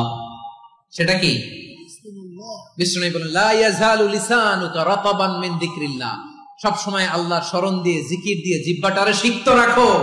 আর শয়তানু জাসিমুন আলা কলবি ইবনে আদম, শয়তান বনি আদমের কলবে খামচি মেরে বসে থাকে। ফাইদা যাকারাল্লাহ খালাসা, মানুষ যখন আল্লাহ স্মরণ করে, জিকির করে, শয়তান দৌড়ে পালায়। ওয়া ইদা গাফালা ওয়াসওয়াসা, যখনই বনি আদম গাফেল হয় তখনই শয়তান তার হৃদয়ে ওয়াসওয়াসা দেয়। এজন্য বিপদে পড়লে ইন্না লিল্লাহ, নিজের সবটুকুন করার পরে, নিজের রোল প্লে করার পরে নিজেকে আমরা কি বলে সঁপে দিব? সবাই বলেন, সবাই বলতে হবে, আরো জোরে বলে, মনে থাকবে? বিপদে পড়লে প্রথমে ইন্না লিল্লাহ, এরপরে নিজেকে যখন সঁপে দিব তখন হাসবুনাল্লাহ। এরপরে কঠিন বিপদে যখন বিষ্ণুনবী পড়তেন তখন কি করতেন? এমন বিপদ মাঝে মাঝে হয় না, দেয়ালে পিঠ থেকে যায়, চোখে মুখে অন্ধকার, কি করব দিশা খুঁজে পাই না, এরকম হয় কখনো? হ্যাঁ, আপনাদের হয়? হয় না? কিন্তু জান্নাতে আছেন আপনারা। হয় হয় এরকম হয়েছে না যে দেয়ালে পিঠ থেকে গেছে, চোখে মুখে অন্ধকার, কই যাব, কি করব, বাঁচানোর কেউ না, এরকম হয়েছে কখনো আপনাদের? যদি হয় তাইলে এটার সলিউশন বলবো, না হইলে তো এগুলো বলে লাভ নাই। হয় হয় হয় বিশ্বনবী এরকম কঠিন বিপদে পড়েছেন জীবনের কিছু কিছু মুহূর্তে, ওই মুহূর্তে বিশ্বনবী স্পেশাল 2টা দোয়া পড়তেন। এই দোয়াগুলো আপনাদেরকে জানিয়ে দেয়। বিশ্বনবী বলেন, কঠিনতম বিপদে যখন পড়বা, দেয়ালে পিঠ থেকে যায়, চোখে মুখে অন্ধকার, বাঁচার কোনো উপায় নাই, তখন পড়বা লা ইলাহা ইল্লা আনতা সুবহানাকা ইন্নী কুনতু মিনাজ জালিমিন। আল্লাহ, তুমি ছাড়া কোনো ইলাহ নাই, তুমি পবিত্র, নিশ্চয় আমি জালিমদের অন্তর্ভুক্ত। সুবহানাল্লাহ বলেন। এই দোয়া সাইয়েদনা ইউনূস আলাইহিস সালাম পড়েছিলেন যখন মাছের পেটে ছিলেন। কিসের পেটে? এবং অনেক মুফাসসিরিন ইকরাম বলেছেন, অনেক আহলুল ইলমরা বলেছেন, এটা হচ্ছে ইসমে আজম। ইসমে আজম এমন দোয়া যেটা দিয়ে দোয়া করলে আল্লাহ দোয়া কবুল করে, কিন্তু এটা কোনটা, এটা নিয়ে ইখতিলাফ আছে। কোন কোন আহলুল ইলম বলেন এই লা ইলাহা ইল্লা আনতা সুবহানাকা ইন্নী কুনতু মিনাজ জালিমিন, এটা হচ্ছে ইসমে আজম। সাইয়েদনা ইউনূস আলাইহিস সালাম পড়েছেন। আপনারা পড়েননি? তুফান হইলে পড়েন না? আমাদের এলাকায় তো এটা খুব, এটার উপর ব্যাপক আমল আছে। পটুয়াখালীতে কি অবস্থা বলেন? পড়েন পড়েন পড়েন পড়েন। একটা গল্প শুনেছিলাম, পাক হানাদার বাহিনী যখন বাংলাদেশে অ্যাটাক করতো, 71 সালের ঘটনা বলতেছে, আমরা তো দেখি নাই, শুনছি আর কি। 71 যদি দেখতাম এতদিনে রাজাকার হয়ে যেতাম। আল্লাহ আমাদেরকে বাঁচাই দিছে, আল্লাহর মেহেরবানি, ঠিক কিনা বলেন? মন মতো হইলে মুক্তিযোদ্ধা, মন মতো না হইলে রাজাকার। কত কিছু দেখলাম এই শাহবাগের বুকে। আল্লাহ, 71 সালে দেখি নাই, আমরা শুনেছি, পাক হানাদার বাহিনী জিজ্ঞেস করত মুসলিম না অমুসলিম চেক করার জন্য, বলতো কালেমা বল, কালেমা বাতাও। তো যারা কালেমা বলতে পারতো পাকিস্তানি বাহিনী নাকি ওদেরকে ছেড়ে দিত, শুনেছি। তো একজনকে, এক বাঙালিরে পেয়ে তার মাথার মধ্যে বন্দুকের নল ধরে বলতেছে কালেমা বল সালে, কালেমা বাতা, কালেমা বল। তো ভয়ের চোটে এই দোয়া পড়া শুরু করছে। ও পড়তেছে লা ইলাহা ইল্লা আনতা সুবহানাকা ইন্নী কুনতু মিনাজ জালিমিন। পাকিস্তানি বলে সালে ये तो मुसीबत का কালেমা है, বাঙালি কয় হাম তো ভি মুসিবত মে হ্যায়। পাকিস্তানি বলে বেটা কোন দোয়া বললি, এটা তো মুসিবতের কালেমা। কয় আমিও তো মুসিবতে আছি, আমার মাথার মধ্যে বন্দুক ধরে তুমি আমার কালেমা জিজ্ঞেস করো, এখন কোনটা কালিমা আর কোনটা কি দোয়া, আমার হুঁশ আছে নাকি? প্রিয় ভাইরা, আসলে এটা দুআউল মুসিবা, বিপদে পড়লে এ দোয়া পড়তে হয়। লা ইলাহা ইল্লা আনতা সুবহানাকা ইন্নী কুনতু মিনাজ জালিমিন, এটা পড়বেন আপনারা। এই দোয়া পড়ে সাইয়েদনা ইউনূস আলাইহিস সালাম মাছের পেট থেকে রক্ষা পেয়েছিলেন। রক্ষা করেছিল কে? ইউনূস নবীরে যখন খাইলো মাছেতে গিলিয়া, ফেরেশতা পাঠাইয়া দিলে ইসমে আজম দিয়া। প্রাণে ছিল যাহার ভয়, সেথা পাইল আশ্রয়। প্রাণে ছিল যাহার ভয়, সেথা পাইল আশ্রয়। মাছের পেট হতে সে যে পেল পরিত্রাণ। আল্লাহু আল্লাহু তুমি জাল্লে জালালুহু, শেষ করা তো যায় না গে তোমার গুণগান। আল্লাহু আল্লাহু, সুবহানাল্লাহ পড়ে। লা ইলাহা ইল্লা আনতা সুবহানাকা ইন্নী কুনতু মিনাজ জালিমিন। বিশ্বনবী বললেন, দেয়ালে পিঠ থেকে গেলে, চোখে মুখে অন্ধকার, বাঁচার কোনো উপায় নাই, তখন এই দোয়াটা পড়তে হবে। এই দোয়া পড়ে আল্লাহর কাছে ফরিয়াদ করলে বিপদ মুক্ত করবেন কে? কেন এই দোয়াটা আল্লাহর কাছে বড্ড প্রিয় জানেন আমার ভাইরা? কারণ এই দোয়ার মধ্যে 3টা জিনিস আছে। আমি যেরকম আঙ্গুল উঁচু করেছি, এরকম করেন তো। 3টা। কয়টা? 3টা। 1 নম্বরে হচ্ছে তাওহীদ, 2 নম্বরে তাসবিহ, 3 নম্বরে তাকরীর। আই রিপিট, আবারও বলছি, 1 নম্বরে তাওহীদ, 2 নম্বরে তাসবিহ, 3 নম্বরে তাকরীর। এই দোয়াটা আল্লাহর কাছে এত পছন্দনীয় কারণ এ দোয়ার প্রথম অংশে আছে তাওহীদ, আল্লাহর একত্ববাদের ঘোষণা। লা ইলাহা ইল্লা আনতা, ও আল্লাহ আপনি ছাড়া কোনো ইলাহ নাই, উপাস্য নাই। এই কথা বললে আল্লাহ বড় খুশি হয়ে যায়, সুবহানাল্লাহ পড়েন। এ দোয়ার দ্বিতীয় অংশে আছে তাসবিহ, মানে আল্লাহর প্রশংসা, প্রশংসা সূচক বাণী। সুবহানাক সুবহানাক সুবহানাক, ও আল্লাহ আমি আপনার পবিত্রতা ঘোষণা করছি, সুবহানাক। এই কথা শুনলেও আল্লাহ খুশি হয়ে যায়, সুবহানাল্লাহ পড়েন। এই দোয়ার তৃতীয় অংশে আছে তাকরীর। তাকরীর মানে পাপের স্বীকৃতি। তাকরীর মানে কি?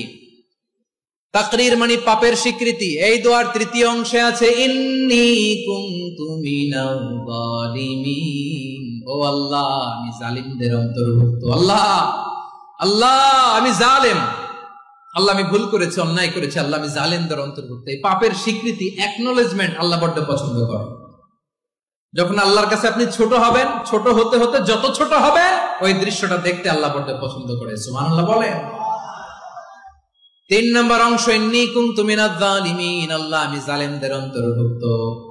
সাইয়েদনা আদম আলাইহিস সালাম ভুল করে যখন নিষিদ্ধ গাছের ফল খেয়ে ফেললেন, আল্লাহ বললেন আদম ক্ষমা পেতে চাইলে তুমি আর হাওয়া মিলে স্বীকৃতি দাও, পাপের স্বীকৃতি আর পড়ো রব্বানা যালামনা আনফুসানা ওয়া ইল্লাম তাগফির লানা ওয়া তারহামনা লানাকুনান্না মিনাল খাসিরিন। ও আল্লাহ আমি আদম আর হাওয়া যালামনা আনফুসানা, আমরা আমাদের নফসের উপর বড্ড জুলুম করেছি। আল্লাহ ওয়া ইল্লাম তাগফির লানা ওয়া তারহামনা, আপনি যদি ক্ষমা না করেন, আপনি যদি দয়া পরবশ না হন, আপনি যদি রহম না করেন, আমরা তো ক্ষতিগ্রস্তদের মধ্যে শামিল হয়ে যাব। এই দোয়া করার সাথে সাথে সাইয়েদনা আদম আর হাওয়া আলাইহিস সালামকে ক্ষমা করে দিলেন কে? তাহলে এই দোয়ার 3 নম্বর অংশ তাকরীর, এটা আল্লাহ বড্ড পছন্দ করে। আমার কলিজার টুকরা ভাইয়েরা, গুনাহ করে শিকার যেতে হবে, এটা আল্লাহ ভালোবাসেন। সাইয়েদনা আবু বকর রাদিয়াল্লাহু তাআলা আনহু বিষ্ণু ইসা ইসলামকে বললেন, ইয়া রাসূলুল্লাহ আল্লিমনি দুআআন আদউ বিহি ফি সালাতি, নবী হে আপনি আমার এমন একটা স্পেশাল দোয়া শিখায়া দেন যে দোয়াটা আমি নামাজে পড়ব। নবী বললেন তাহলে তুমি পড়ো আল্লাহুম্মা ইন্নী যালামতু নাফসি যুলমান কাসীরান ওয়া লা ইয়াগফিরুয যুনুবা ইল্লা আনতা ফাগফিরলি মাগফিরাতাম মিন ইনদিকা ওয়ারহামনি ইন্নাকা আনতাল গফুরুর রহিম। সুবহানাল্লাহ। সালাম ফেরানোর আগে পড়েন, কথা কয় না, পড়েন পড়েন। ও আবু বকর, নামাজে যদি দোয়া করতে মনে চায় এই দোয়াটা পড়বা, আল্লাহুম্মা ইন্নী যালামতু নাফসি, আল্লাহ জুলুম করেছি আমার নফসের উপর, যুলমান কাসীরা, অনেক জুলুম, ওয়া লা ইয়াগফিরুয যুনুবা ইল্লা আনতা, আপনি ছাড়া এই জুনুব, এই পাপ ক্ষমা করার দ্বিতীয় কোনো রব নাই। আছে? আল্লাহ ছাড়া আমাদের গুনাহ আর কে কে ক্ষমা করতে পারে বলেন তো? কে পারে? কে? এজন্য আল্লাহরে বলবেন, আল্লাহ আমি ছাড়া তোমার গোলামের অভাব নাই, ও আমার রব আমি ছাড়া এই জমিনের বুকে তোমার গোলামের অভাব নাই, কিন্তু তুমি ছাড়া তো আমার দ্বিতীয় কোনো রব নাই। পারবেন বলতে? পারবেন? চোখের পানি ছেড়ে আল্লাহরে বলবেন, আল্লাহ তুমি আমার রব, তুমি আমার সব। কি বলবেন? আল্লাহ আমারে রব। সবাই বলুন, আল্লাহ আমারে রব, দমে দমে তনু মনে তারি অনুভব, আল্লাহ আমারে রব। আল্লাহরে বলেন, আল্লাহ তুমি আমার রব, তুমি আমার সব। আল্লাহ আমি ছাড়া এই জমিনে তোমার গোলামের অভাব নাই, তুমি ছাড়া আমার দ্বিতীয় কোনো রব নাই। এ কথা বলে চোখের পানি ছেড়ে আল্লাহরে স্বীকৃতি দেন, আল্লাহ আমি পাপী, আল্লাহ জামিনে আমার চেয়ে বড় পাপী আর কেউ নাই। ওযু করে সিজদায় লুটিয়ে পড়ে চোখের পানি ছেড়ে আল্লাহরে পাপের স্বীকৃতি দেন, আল্লাহ এমন কোন জুলুম নাই, গুনাহ নাই আমি করি নাই, সগীরা কবিরা, জেনে না জেনে, ইচ্ছায় অনিচ্ছায়, শিরকি বেদাতি সব গুনাহ করেছি। আল্লাহ আকাশের নিচে জমিনের উপরে আমার চেয়ে বড় গুনাহগার আর কেউ নাই। চোখের পানি ছেড়ে আল্লাহরে বলেন, আল্লাহ আমি ছাড়া তোমার গোলামের অভাব নাই, তুমি ছাড়া আমার দ্বিতীয় কোনো রব নাই, তুমি ছাড়া তো কেউ আমার গুনাহ ক্ষমা করার নাই, তুমি আমার রব, তুমি আমার সব। বলতে পারবেন? এই তাকরীর আমার পটুয়াখালীর ভাই, এই স্বীকৃতিটা দেখতে আল্লাহ বড্ড ভালোবাসেন, কারণ আমরা সবাই গুনাহগার। আমরা সবাই কি? বিশ্বনবী বলেন, কুল্লুকুম খাত্তাউন, আ বনি আদম তোমরা সবাই পাপী। সবাই কি? সবাই পাপী। আমরা সবাই পাপী, আপন পাপের বাটখারা দিয়ে অন্যের পাপ মাপি। আমরা যে পাপী এটা ভাবতে মনে চায় না কারো, খালি অন্যের পাপ দেখি আমরা, এটা ভুল। ওর এই পাপ, ও পাপী, ও জালেম, ও জাহান্নামী, এরকম একটা টেন্ডেন্সি। আমার যে কি হালাত এটার খেয়াল নাই। খেয়াল করতে হবে যে আমি সবচেয়ে বড় পাপী, ঠিক কিনা বলেন? পাপ করি না এমন কেউ আছি? হ্যাঁ আছি, আছি। কেউ না জানলেও জানে কে আমার পাপের ঘটনা? পৃথিবী না জানুক আমি তো জানি, আমি কি পাপ করেছি ও আমার কলিজার টুকরা ভাইয়েরা, মাথাটাকে নিচু করে জীবনের সব গুনার ফিরিস্তিগুলো একটা একটা করে স্বীকার করে আল্লাহরে বলেন, আল্লাহ আমি পাপী, আল্লাহ আমার চেয়ে বড় পাপী এই দুনিয়াতে কেউ নাই, আকাশের নিচে জমিনের উপরে আমার চেয়ে বড় পাপী কেউ নাই। একটা একটা করে আল্লাহ স্বীকার করি আমি পাপী, সব পাপের স্বীকৃতি দিলাম। পৃথিবী না জানুক আমি তো জানি, আমি কি পাপ করেছি হায়, আমার পাপের করলে বিচার, বাঁচার আমার নাই উপায়। দয়াময় তুমি মাফ করো আমায়, মাফ করো। আল্লাহ তাআলা যদি দয়া করে আমাদেরকে মাফ না করে, আমাদের বাঁচার কোনো উপায় নাই। আপনি কি ভেবেছেন আপনার নামাজ দিয়ে আপনি জান্নাতে যাবেন? আপনি তাহাজ্জুদ গুজার, সেজদা দিতে দিতে কপালে দাগ ফেলেছেন, এটা আপনারা জান্নাতে নেবে না। আপনি এলাকার সবচেয়ে বড় হাতেম তাই দানশীল, এই দানের ভরসায় বসে আছেন। আমাদের নামাজ, আমাদের রোজা, আমাদের ইবাদত, এগুলোকে মিজানের পাল্লায় উঠালে কোনো ওজনই হবে না। তবে আমাদের একটা কৌশল জানা আছে, আমরা আল্লাহর রহমতের ভিখারি। আমরা সেদিন আগেই গুনার স্বীকৃতি দিয়ে দেব। আমরা বলবো, আল্লাহ তুমি প্রশ্ন করার আগে তোমার একটা কথা বলি, আমারে কিছু জিজ্ঞেস করো না, আমি সব করেছি। এমন কোন পাপ নাই যে পাপ আমারে দিয়ে হয় নাই। তোমার রহমত দিয়ে তুমি জান্নাতে পাঠাবা, তোমার দয়ায় জান্নাতে যেতে চাই, আমল দিয়ে না। পারবেন বলতে? কিয়ামতের দিন আমরা বলবো, আল্লাহ আমার আমল দিয়ে জান্নাত চাই না, আমি তোমার দয়া দিয়ে জান্নাত চাই। তোমার দয়া ছাড়া আমার কোন উপায় নাই। কারণ আল্লাহ যদি বিচার করে, বাঁচার কারো উপায় নাই। আল্লাহ যদি বলে ফেলেন তুই এটা করলি কেন, ওখানে গেলি কেন, কোরআনে 1000 বার নিষেধ করলাম তারপরেও এই পাপে জড়ালি কেন, এরকম প্রশ্ন ছুড়ে দিলে আমার উত্তর আছে? বাঁচার কোন উপায় আছে? রোজ হাসরে হে আল্লাহ আমার করোনা বিচার, আল্লাহ করোনা বিচার, বিচার চাহি না তব দয়া চাহি, এ গুনাহগার আল্লাহ করোনা বিচার। আপনার আমল দিয়ে জান্নাতে যাবেন? কি দিয়ে যাবেন? আল্লাহর দয়া দিয়ে। আল্লাহর রহম আর দয়া ছাড়া কেউ জান্নাতের চেহারাও দেখতে পাবে না। আমার প্রিয় ভাইয়েরা, এই দোয়া আল্লাহর কাছে পছন্দনীয় হওয়ার কারণ 3টা। দোয়ার প্রথম অংশে আছে তাওহীদ, আল্লাহর একত্ববাদের ঘোষণা। এই দোয়ার দ্বিতীয় অংশ আছে তাসবিহ, আল্লাহর প্রশংসা সূচক বাণী। এই দোয়ার 3 নম্বর অংশ পাপের স্বীকৃতি। তাহলে আমরা সবাই গুনাহগার। আমরা আল্লাহর কাছে পাপের স্বীকৃতি দিয়ে বলবো, ও আল্লাহ ইন্নী কুনতু মিনাজ জালিমিন, আমরা জুলুম করেছি, পাপ করেছি, অন্যায় করেছি, আল্লাহ বুঝতে পারি নাই, শয়তানের ওয়াসওয়াসায় পড়ে, বন্ধুর পাল্লায় পড়ে, নফসের খায়েশ মিটাতে যে আল্লাহ করে ফেলেছি। তুমি গুনাহ না মাফ না করলে আমাদের গুনাহ মাফ করার দ্বিতীয় কেউ নাই। ঠিক কিনা বলেন? এভাবে অনুতপ্ত হয়ে যদি আল্লাহর কাছে দোয়া করেন, দেয়ালে পিঠ থেকে গেছে, কোন রাস্তা নাই বের হওয়ার, ওই মুহূর্তেও আপনাকে বিপদ থেকে উদ্ধার করবে কে? বিশ্বনবী চরম বিপদে পড়লে 2টা দোয়া পড়তেন। প্রথম হলো এটা, লা ইলাহা ইল্লা আনতা সুবহানাকা ইন্নী কুনতু মিনাল জালিমিন। এই দোয়াটা আমরা বেশি বেশি পড়ব প্রিয় ভাই। রাজি আছেন? সবাই আওয়াজ করে পড়ুন ইনশাআল্লাহ। আমার প্রিয় ভাইয়েরা, বিপদে পড়লে বিশ্বনবী আরো একটা দোয়া পড়তেন, লা ইলাহা ইল্লাল্লাহুল আযীমুল হালিম, লা ইলাহা ইল্লাল্লাহু রাব্বুল আরশিল আযীম, লা ইলাহা ইল্লাল্লাহু রাব্বুস সামাওয়াতি ওয়াল আরদি ওয়া রাব্বুল আরশিল কারীম।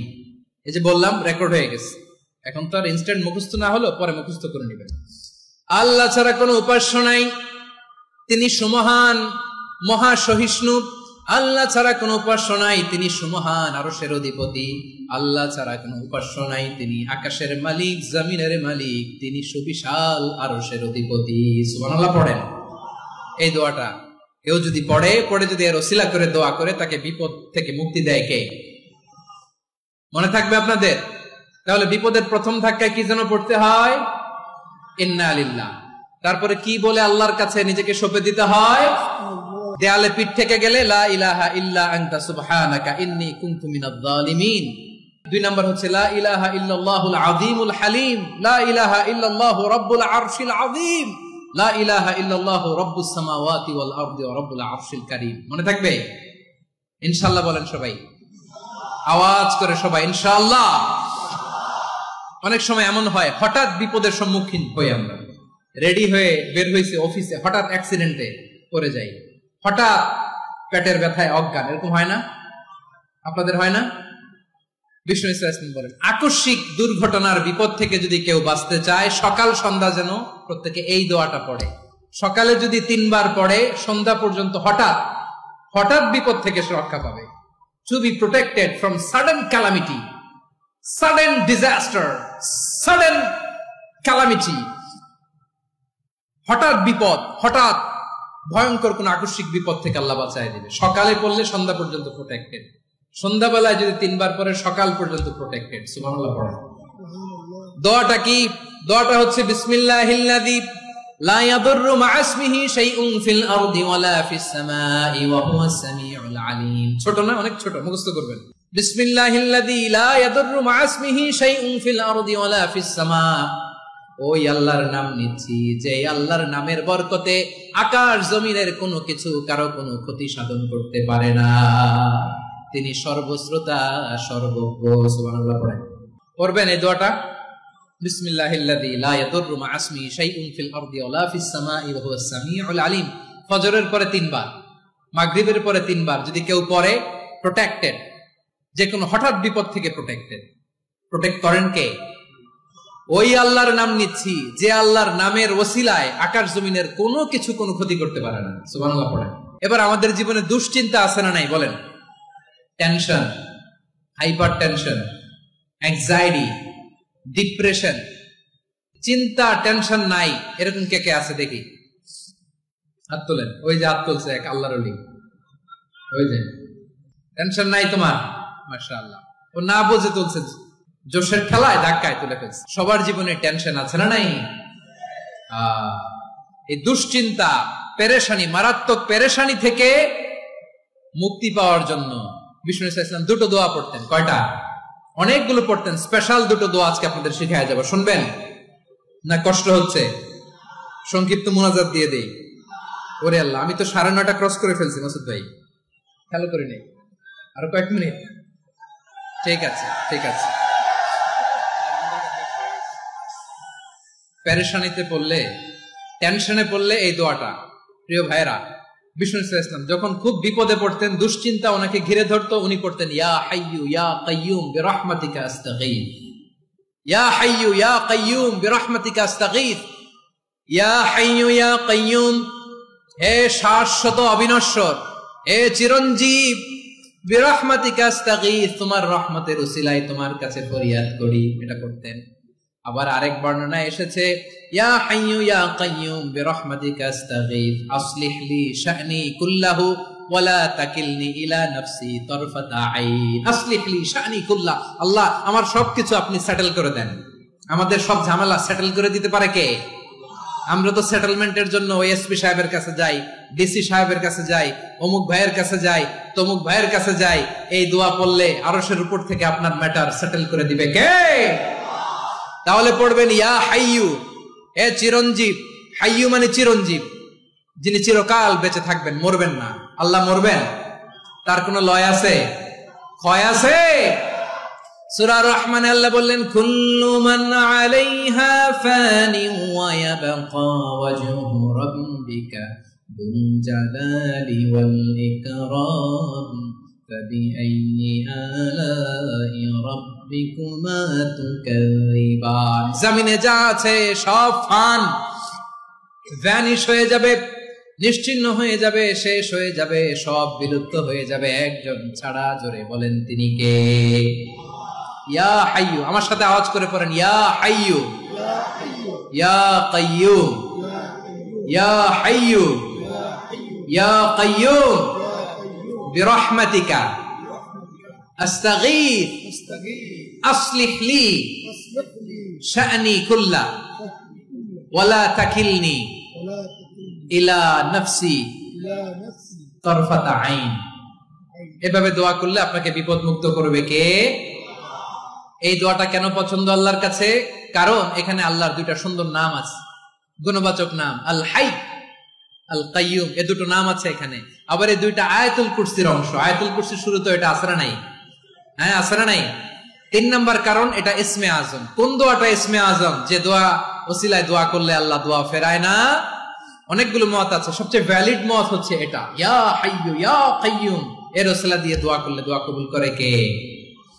2 নম্বরে বিশ্বনবী মারাত্মক বিপদে পড়লে আরেকটা দোয়া পড়তেন, আল্লাহুম্মা ইন্নী আবদুক। আগে দোয়াটা পড়ি, শুনেন। আল্লাহুম্মা ইন্নী আবদুক ওয়া ইবনু আবদিক ওয়া ইবনু আমাতিক নাসিয়াতি বিয়াদিক মাদিন ফিয়া হুকমুক আদলুন ফিয়া কাদাউক আসআলুকা বিকুল্লি ইসমিন হুয়া লাক সাম্মাইতা বিহি নাফসাক আও আনসালতাহু ফি কিতাবিক আও আল্লামতাহু আহাদাম মিন খালকিক আও ইস্তা'সারতা বিহি ফি ইলমিল গায়বি ইনদাক আন তাজআলাল কুরআনা রাবিআ কলবি ওয়া নূরা সাদরি ওয়া জালাআ হুজনি ওয়া যাহাবা হাম্মি। সুবহানাল্লাহ পড়েন। বিষ্ণুই বলতেন, আল্লাহুম্মা ইন্নী আবদুক, ও আল্লাহ আমি আপনার গোলাম, ওয়া ইবনু আবদিক, গোলামের ঘরের গোলাম, ওয়া ইবনু আমাতিক, বাদীর ঘরের গোলাম। মানে আল্লাহ আমি আপনার গোলাম। আমার বাবা আব্দুল্লাহ ছিল আপনার গোলাম, আমার মা আমিনা ছিল আপনার বাদী। মানে আমরা গোলাম বংশের, সব গোলাম। নিজেরে এর চেয়ে আর ছোট করে আল্লাহর কাছে উপস্থাপন করা যায় আমার ভাইয়েরা? কথা কি বুঝতেছেন? নিজেকে এর চাইতে ছোট, নগণ্য আর তুচ্ছ করে আল্লাহর সাথে প্রেজেন্ট করা যায়?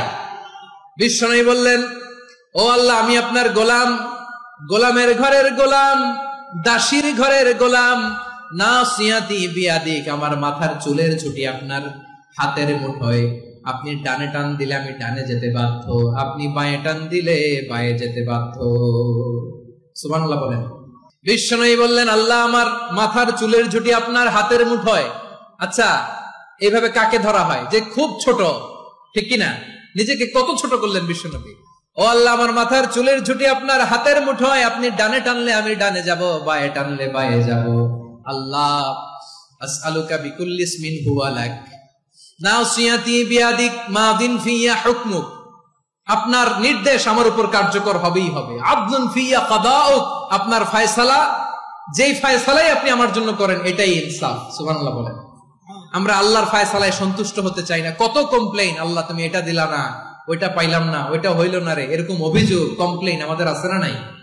আর বিশ্বনবী বলতেন, আদলুন ফিয়া কাদাউক, আল্লাহ আমার জন্য তোমার যেটা ফয়সালা এটাই সবচেয়ে শ্রেষ্ঠ ইনসাফ, এর চেয়ে ইনসাফ আর হতে পারে? এভাবে কায়মান বাক্যে আল্লাহর কাছে বিশ্বনবী দোয়া করতেন। এরপরে বিশ্বনবী বললেন, আল্লাহ তোমার যত নাম আছে সব নামের ওসিলায় দোয়া করি, যে নাম তুমি আমাদেরকে জানিয়েছো, যে নাম তুমি আমাদেরকে জানাও নাই, যে নাম তুমি কোরআনে নাজিল করেছো, যে নাম নাজিল করো নাই, যে নাম শুধু নবীদেরকে জানিয়েছো। আর আল্লাহর এমন কিছু চমৎকার চমৎকার সুন্দর সুন্দর নাম আছে, এই নামগুলো রব্বুল আলামিন কাউকে জানাবে না। সুবহানাল্লাহ বলেন। আমরা তো 99 নাম জানি, 100 নাম জানি আল্লাহ, কিন্তু আল্লাহর এমনও কিছু নাম আছে যেগুলো আল্লাহ বিশ্বনবীরও জানায় নাই। এগুলো আল্লাহ ইলমুল গায়বে রেখে দিয়েছেন। দোয়ার সময় বলবেন, আল্লাহ তোমার যেই নামগুলো জানি, যেগুলো জানি না, যেগুলো কোরআনে আছে, যেগুলো নাই, যেগুলো নবীরে খাস ভাবে জানাইছো ওগুলোর উসিলায়, যেগুলো কোনোদিন জানাবাও না, তোমার ওই নামের উসিলাও তোমার কাছে চাই। আল্লাহ কোরআনকে আমার হৃদয়ের বসন্ত বানাও, আমার বক্ষের জ্যোতি বানাও, আমার চিন্তা দুশ্চিন্তা তুমি দূর করে দাও। বিশ্বনবী বললেন, এই কালিমাগুলো, এই বাক্যগুলো পড়ে যদি কেউ আল্লাহর কাছে ফরিয়াদ করে, তার হৃদয় থেকে দুশ্চিন্তা কাটিয়ে দিবে কে? পড়বেন, এই দোয়াগুলো পড়বেন। আচ্ছা, সব শেষে বলি, ঋণের বোঝায় যারা জর্জরিত, বিষ্ণু ইসলাম চমৎকার একটা দোয়া শিখিয়েছেন। আমাদের অনেকে ঋণের বোঝায় জর্জরিত, আছে না নাই? এদিকে কেউ আছেন? থাকলে হাত তোলার দরকার নেই, থাকলে এই দোয়াটা পড়বেন। এক সাহাবীর নাম আবু উমামা, নামাজের ওয়াক্ত ছাড়া উনি মসজিদে যেয়ে বসে আছে। বিশ্বনবী বললেন, কিরে আবু মামা, নামাজের তো ওয়াক্ত হয় নাই, মসজিদে কি? সাহাবী বলে, হুমুমুন লাজিমাতনি ওয়া দুয়ুন, নবী গো, ঋণের বোঝায় এমন টেনশনে আছি, ঘরে থাকতে পারলাম না, মসজিদে চলে আসছে। বিশ্বনবী বলেন, আমি কি তোমার এমন একটা দোয়া শিখাবো যেটা পড়লে আল্লাহ তাআলা তোমার ঋণের বোঝা হালকা করে দিবেন? আবু মামা বললেন, ইয়া রাসূলুল্লাহ, অবশ্যই শিখাবেন। বিশ্বনবী বললেন, তাহলে তুমি পড়বা, আল্লাহুম্মা ইন্নী আউযু বিকা মিনাল হাম্মি ওয়াল হাযান ওয়া আউযু বিকা মিনাল জুবনি ওয়াল বুখল ওয়া আউযু বিকা মিন গালাবাতিদ দাইনি ওয়া কাহরির রিজাল।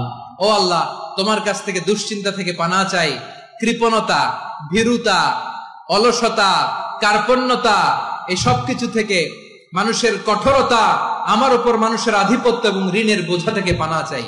এই দোয়াটা যখন বিশ্বনবী শিখাই দিলেন, আবু মামা বারবার এই দোয়া পড়ে, আল্লাহুম্মা ইন্নী আউযু বিকা মিনাল হাম্মি ওয়াল হাযান ওয়া আউযু বিকা মিনাল আজজি ওয়াল কাসাল ওয়া আউযু বিকা মিনাল জুবনি ওয়াল বুখল ওয়া আউযু বিকা মিন গালাবাতিদ দাইনি ওয়া কাহরির রিজাল। আবু মামা বলে, এই দোয়া আমি পড়তে লাগলাম। কিছুদিন পরে দেখা গেল বিশ্বনবীর শেখানো এই দোয়ার বদৌলতে আল্লাহ তাআলা আমার সব ঋণ পরিশোধের ব্যবস্থা করে দিয়েছেন। পড়বেন।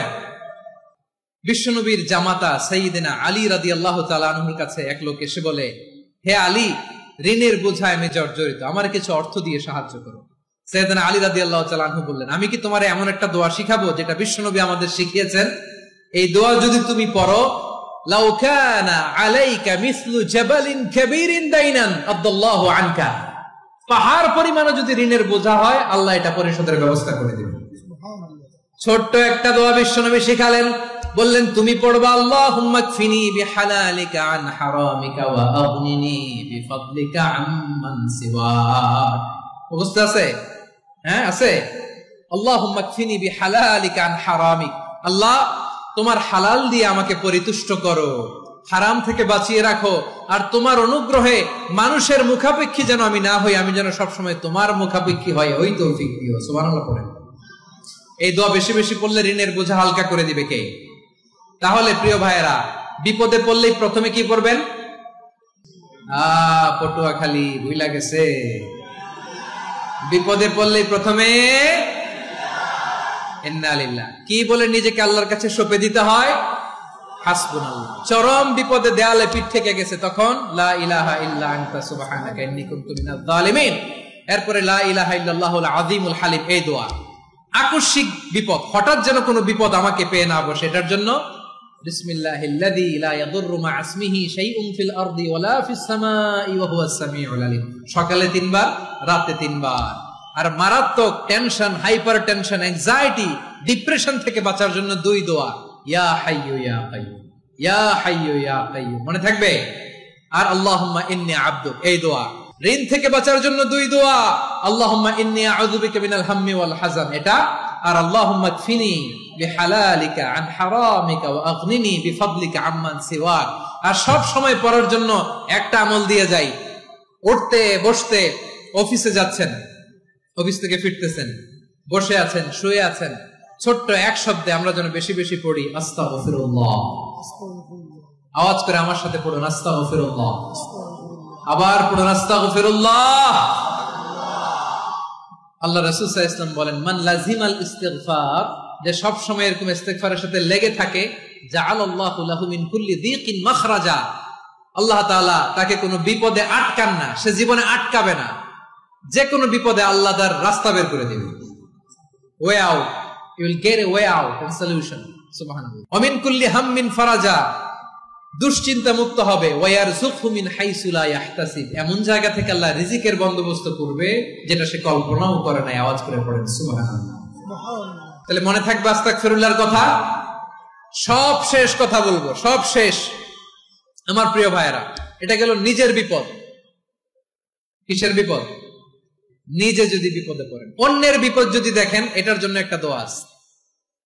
অনেক সময় আমরা দেখি হাসপাতালে ক্যান্সারের 3rd স্টেজে চলে গেছে, লোকটা হ্যাংলা হয়ে, চিকন হয়ে, হায়রে কি কষ্ট পায়, দেখি না?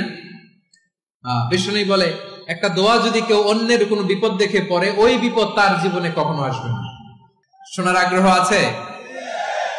অনেক সময় হয় যে আমরা মহাসড়ক দিয়ে যখন চড়ি, দুর্ঘটনায়, আইরে আল্লাহ, দুর্ঘটনায় মানুষের মাথা একদিকে, দেহ আরেকদিকে, ব্লিডিং, এরকম হয় না? আল্লাহ তুমি হেফাজত করো। বিশ্বনবী বলেন এই দুর্ঘটনা দেখে কেউ যদি এই দোয়াটা পড়ে তার জীবনে সে কোনোদিন এরকম অ্যাক্সিডেন্টের সম্মুখীন হবে না। শুনবেন, বিশ্বনবী বলেন অন্যের বিপদ দেখে কেউ যদি পড়ে আলহামদুলিল্লাহিল্লাযী আফানি মিম্মা বতালাকা বিহি ওয়া ফাদ্দালানি আলা কাসীরিন মিম্মান খালাকা তাফদীলা, মানে প্রশংসা সে আল্লাহর যে আল্লাহ তাআলা তোমাকে যেই জিনিস দিয়ে পরীক্ষা করেছে আমাকে ওইটা থেকে বাঁচিয়ে দিয়েছে। তোমাকে আল্লাহ যেই বিপদে ফেলেছে আমাকে ওই বিপদ থেকে তিনি মুক্ত রেখেছে, আর তার অনেক সৃষ্টির উপর আমাকে তিনি প্রাধান্য দিয়েছে। সুবহানাল্লাহ পড়েন। যে কোনো বিপদ, কারো ক্যান্সার দেখে যদি এই দোয়াটা আপনি বিশ্বাসের সাথে পড়েন জীবনে কোনোদিন ক্যান্সার রোগে আক্রান্ত হবেন না। দুর্ঘটনা দেখে যদি পড়েন ওই দুর্ঘটনা আপনাকে স্পর্শ করবে না। যে কোনো কারো বিপদ দেখে যদি কোনো বিশ্বাসী বান্দা এই দোয়া পড়ে, বিশ্বনবী বলেন লাম ইউসিবহু যালিকাল বালা, ওই বিপদ তাকে আর ধরবে না। উফিয়া মিনহু মিন যালিকাল বালা কাইনাম মা কান, সে যতদিন হায়াত পাবে কোনোদিন ওই বিপদ তাকে স্পর্শ করবে না। এই দোয়াটা পড়তে রাজি আছেন আমার প্রিয় ভাইরা? তাহলে পুরো আলোচনার সেন্ট্রাল থিম হচ্ছে আমাদের জীবনে বিপদ আসবে, কষ্ট আসবে, দুঃখ আসবে, কিন্তু বিপদে আপদে আমরা হাল ছেড়ে দিব না, হতাশ হব না। মুমিন হতাশ হয় না, নিরাশ হয় না, হাল ছেড়ে দেয় না। মুমিন ভরসা রাখে একজনের উপর। আওয়াজ করে বলুন তিনি কে? বিপদে পড়লে আমাদেরকে উদ্ধার করে কে? আবার আমাদেরকে যদি কোনো নেয়ামত আল্লাহ দিতে চান ওইটা কেড়ে নেওয়ার ক্ষমতা কারো আছে? তাহলে আমরা কানেক্টিভিটি বাড়াবো কার সাথে? আমাদের প্রার্থনার ফরিয়াদের হাত তুলবো কার কাছে?